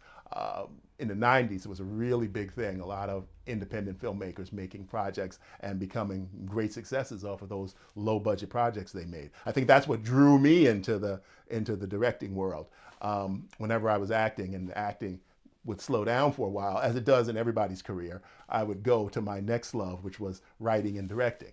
So big budgets, again, false. It doesn't guarantee that something's going to be a success. There's so many movies. You can just Google the biggest flops in Hollywood, and you'll see an endless amount of movies that had all the money they needed, but just certain things just didn't work out. Most of the time, I think it's the script. The script is so important, and the casting, and the acting, but the script is so important, the idea. Even if you look at nowadays television, there's a desperate need for so much television content, streaming, endless amount of outlets, endless amount of possibilities. And you'll see some of the shows you look at some of the shows that are on the networks right now, some of the shows that are on the streaming platforms. You're like, why did they make that? Who thought that was going to be a good idea? And it's funny because it's not like an independent film. It has to go through so many levels of people saying, oh, yeah, this will be great. This will work. We think that maybe we can get 3 or 4 seasons out of this. It's amazing, though, sometimes the things that are made. But no matter if you have the money, endless amount of money, it does not guarantee that your project is going to be a success. Another thing, from a filmmaker's point of view, they always would say, oh, you need some kind of name person in your project. Never. False. A lot of my films went on to some good degree of success. And most of the time I've worked with unknown actors. Good unknown actors. Take my time to look for them and find them. You have to have good actors, but you don't need a name actor. A lot of people have come to me over the years and talked about getting, scraping together money and getting a B actor to be in their project. I always tell them, no, don't do it. Look for good, talented actors and make your film or your short, make it the best you can. Don't try to rely on a B actor to think that's going to, open doors for you or something like that. It's not, That's the same thing. That still holds true for today. You're better to work with talented actors who can give good performances and be believable, as opposed to trying to get a B actor or a C actor to be in your project. It's not necessary. When they say a star can make or break a project, sometimes the biggest star in a project and the film or television show still flops. So you can look at that for yourself and find out that is definitely false. Films are all shot in Hollywood. Well, now Hollywood is scrambling. That's definitely false. Hollywood is scrambling, a desperate. They're not trying hard enough from my point of view, but they're scrambling about losing all the productions that are leaving town and going everywhere else. Atlanta is actually, Georgia is actually taking a lot of productions from Hollywood because just so many reasons, tax reasons. It's just amazing. I don't want to get on my soapbox here, but so many productions started here. Their offices are here. All the creative people are here. It's a starting point for this business. And now other states are luring those projects away from Hollywood. So yes, that's false. All films are shot in Hollywood. No. If you're an actor and you're somewhere across the United States, I tell them, and you're just starting out, start where you are. Build up a impressive resume, an impressive body of work. Theater, independent films, student films, any kind of independent production. Start those productions on your own. Get your experience where you are before you come out here to one of the major markets. There's so much about being a big fish, as they say, in a small pond. And once you're ready to make that move, then you can find out where the hot market is and make that move to that hot market. Let's see, next, writers have no power. That used to be really true, but now the tables have turned. A lot of writers write projects, they get produced, and sometimes they get producer credit now. They get that into their contract, executive producer credit. The writers are getting smarter. Their agents obviously are smarter. Their representatives are actually smarter. And they get them tied to a project in a way that can't be, excuse me, I'm checking my audio here. Tied, it's running. Tied to a project in a way that they can't be pushed to the side like they have been in the past. It was kind of true where writers had no power. But now a lot of writers and writer-director is a thing. Singer-songwriter, writer-director is a big thing now. So that's also false. And once writers now these days, and it's been going on for 20 years now, I think, where if you look on a lot of the big side, you'll look at some of the work that writers have done and how it propelled them into the director's chair, how it propelled them into the producer's chair, executive producer. So writers do have power. I would say that's another one that's false, obviously. Here's one that's funny to me too. Acting is all glamour. You'll get that from a lot of people who really don't know anything about the entertainment business, where they think acting is just all the fancy top glamour and glitz that you see from the A-list actors who have made it to the top of the mountain. But there's so many actors in between where it's not just glitz and glamour. I call those our character actors and our working actors.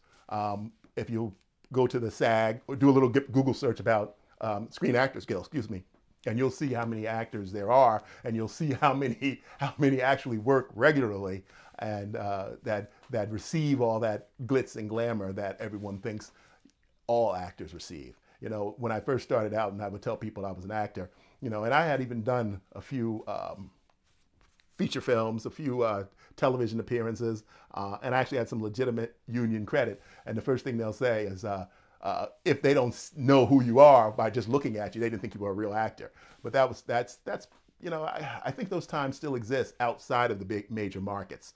Like I said, Atlanta is becoming is a major market.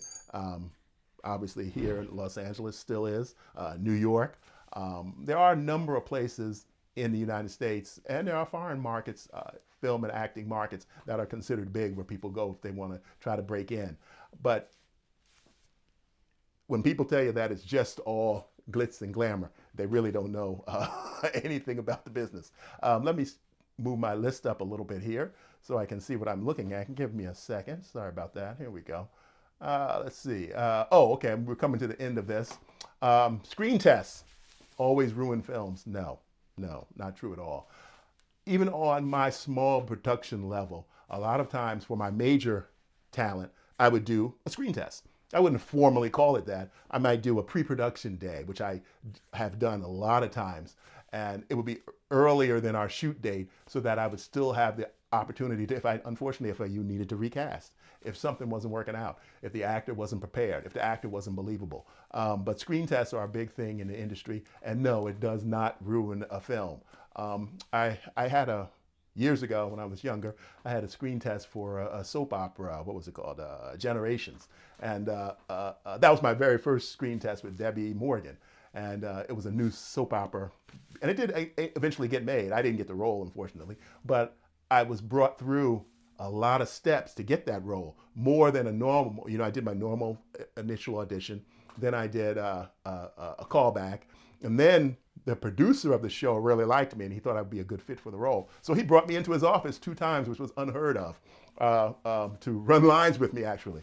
And ultimately, I didn't get the part. But screen tests are a real important part of this business.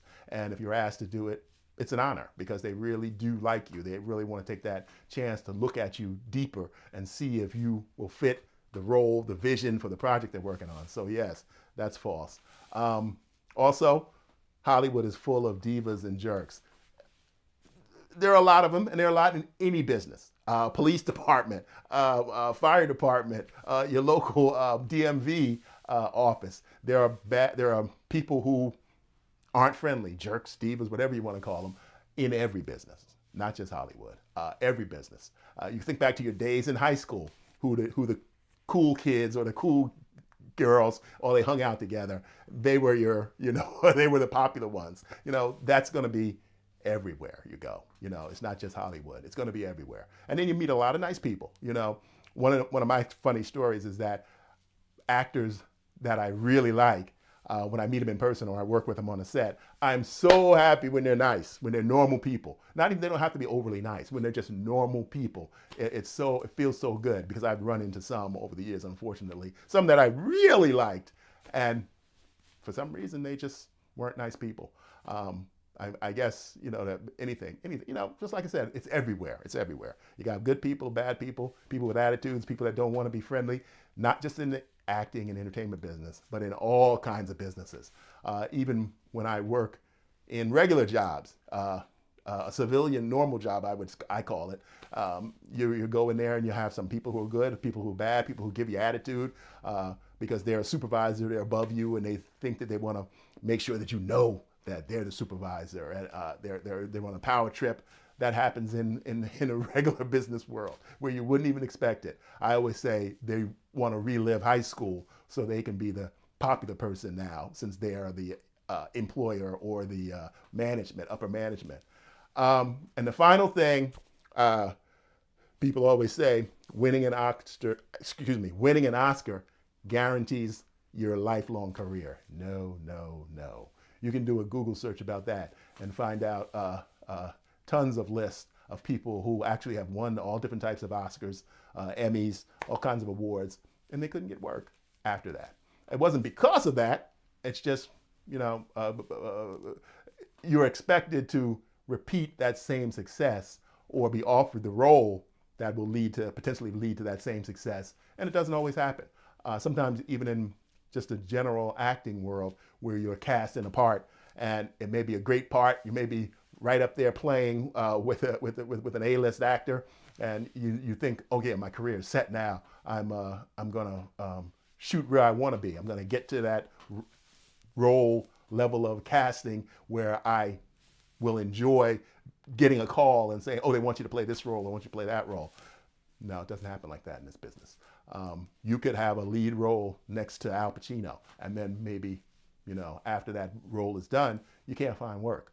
You could be a lead on a television series, and you could get pigeonholed or typecast, and those are the only roles they want you to play. And if you're not offered those roles, or you don't want to continue to play that kind of role, then your career will stall. And if it's stalled too long, then sometimes it's even harder to get back in than if you haven't ever acted before, if you're new to the business. Because you can be new to the business at any age. So that's one thing I want to say to you guys out there. You can be new to this business at any age. And winning an award or Oscar, whatever the awards are, does not guarantee that you're going to have a lifelong career. I don't want to leave you on the downer, but that's part of this business. And again, what I always like to, one thing before I forget, please subscribe to my channel. I was supposed to say that up front. I appreciate it if you guys would subscribe and continue to watch these videos that I make. But again, an Oscar or awards, I've won a number of awards in filmmaking, and that doesn't guarantee that, from festivals, that doesn't guarantee that people are going to be coming up and, I'll fund your next project, I'll fund your next project. That's what I thought once I started winning some awards, but it doesn't work like that, But again, if you want to be in this business, it's no guarantee. Just like that's why it's show business. There's no guarantee. Just like any business you may be working in, there's no guarantee that you're going to end up being the manager. There's no guarantee that you're going to end up owning the company. There's no guarantee that you're going to end up starting your own company, doing the same thing. So take that to heart and realize that there are a lot of rumors and things that you hear about this business that are false. And do your research, as I always say, and learn as much as you can. and continue to work at your skill. Just like, again, this is a business. You need to practice, you need to work, you need to develop yourself, and you want to always get better. You want to set goals for yourself. And I want to thank you for watching this one, and I'll see you on the next one. Hi, my name is James Adam Tucker, and for the past 35 years, I've been an actor, director, and editor right here in Hollywood. So today, what I want to talk about 10 reasons why an actor should identify their type. Mostly I'm talking about new actors. You're just getting into the business, you're really new, you don't even know yourself maybe what type you want to be. Or people talk a lot about being typecast. So when you're starting out, you're going to be typecast. Let's get to that right off the bat. When I started out, I think I was typecast as a police officer. And it was a big coincidence because that was my first choice of a career when I was in high school. I didn't ultimately go down that path, but once I started acting, that's what I usually played all the time. Detective, a young cop, that kind of thing. Some type of authority figure. So you're going to be typecast when you're first starting out. So don't even really think about that. You're trying to get your foot in the door and show the casting directors, the agents, the producers that you are a viable talent, that they can cast in any type of role. So you're going to be open to almost any type of role they see you as. So one of the things you want to do, you want to know what your type is because you want to target the right auditions. From the very beginning, you want to start out, you'll see an audition, you'll say, oh, I can play this. I can play the lawyer. I can play the girl next door. I can play the waitress, I can play the school teacher. So you want to decide, you want to find out what your type is. And one of the best ways to do that is you look online, you'll find these type surveys. And what it is, I use it in a class I used to teach where I would have the other actors in the class take the printed out form and they would answer all these questions based on different actors. I would pair them up and each one would fill one out on the other. And then we'd go around the room and we'd let other actors look at it and see if they agreed with the type. So as you go along, you go out on auditions and you start getting calls, you'll see what casting people see you as. So it's going to, number two, it's going to save you time and energy. Instead of going for auditions that when someone looks at you, they don't see you as that type of character. You don't want to waste your time and your energy applying for roles that you don't fit. So for instance, if you're 25 years old, you're not going to apply for the role of the obviously 40-year-old Undertaker. That's an extreme example, but you also have those fine examples. If you are, for instance, a guy and they're looking for a 20-year-old bodybuilder, and you're not a 20-year-old bodybuilder. You sit most of the time behind your computer doing your computer work, and you don't have that type of physique. You're not going to apply for roles to waste your time and the casting people's time where you just don't fit that kind of character. Let's see. It's going to also help you start building a brand. Now, I'm going to talk a little bit about an actor and his brand later on in future videos that I'm planning to do. But a brand is like McDonald's is a brand, Burger King is a brand, Wendy's is a brand. You're going to want to build your brand where everything you do, the stuff you submit, how your headshots look, how your demo reel looks, how you even carry yourself, it's going to be your brand, your style of acting, the characters that you see yourself playing, and the characters that you work on in class, the characters that you work on by yourself, when you get an audition. I have an audition coming up. I just received it today, and it actually fits my type, so I'm going to be working on that. It's a lot of dialogue, and so you realize, you feel better about an audition when it fits in your type, your wheelhouse, a character that you could legitimately really be or play. So you can give a stronger, more believable performance when you stay on brand. It helps enhance your headshots and your other supporting material, mostly headshots and demo reels. So if you have scenes and you've done, say for instance, you've done some student films or you've done some independent films, and you've been, let's take the cop example again, and you've been cast as a young police officer, male or female, and you do so happen to be lucky enough to have some of those roles, you may want to lead with those on your reel that you send out or the clips that you use on Actors Access. If you have clips that enhance the character that you're trying to play or the type that you're trying to play, then you want to lead with those. You have headshots. I'm not saying go full, dressed up in wardrobe as far as a costume. A lot of casting people don't like that, and some do. I find over the years, I found that independent casting directors are more open to seeing actors dressed a little bit more towards the role. Most professional actors and most professional agents on the higher level will always tell you just to indicate at the role you're playing or you're going for. So if you're going for a lawyer, you wear a professional button-up shirt. You could maybe go with the tie or have the collar open. These all seem like minor choices, but it really makes a difference when you're an unknown commodity and the casting director is looking for someone to play the attorney, the young attorney, and you're dressed in a t-shirt with a band on it. They're going to just go right past you. So you want to have a variety of headshots that indicate different roles that you could play for. It improves your confidence in auditions. If you walk in and you know that most people see me as a doctor type, and this role is for a doctor, so your confidence is generally going to be up higher than opposed to you going in for a role that you don't know anything about, or you don't identify with that type of character. So when you go for a role that fits you and you have done the work to realize what is my brand, what is my type, and again, I said real quick, I want to jump back. You might want to have other people that other fellow actors type you, help you type. Like I said, there's documentation you can find all over the internet, and it will help you gear people to tell you, what do I look like? What do I look like to you on first glance? Let's see, it's going to help you stand out in a competitive market. We all know this business has a lot of competition, and if you have more headshots and more supporting material, like maybe a reel or clips that you've done work in, and they're leaning towards the role that the casting director is trying to cast at that moment, that might be able to give you that little bit of edge. And another thing that people do with their supporting material once they are on brand, I think I talked a little bit in a previous video about using social media to make connections. Nowadays, it's harder to make those real in-person connections, but you can use social media to follow casting directors, to follow producers, and see what they're working on, And sometimes casting directors even have areas or emails that they can tell you, send a submission here, So you want to have that stuff ready that sticks with the brand that you are. Once you know your brand, you're going to stick with it. And again, I'm saying this is a lifelong career. This could be a lifelong choice of a brand that you may have. I don't know if you've heard it, but I've heard a lot of actors who are very successful.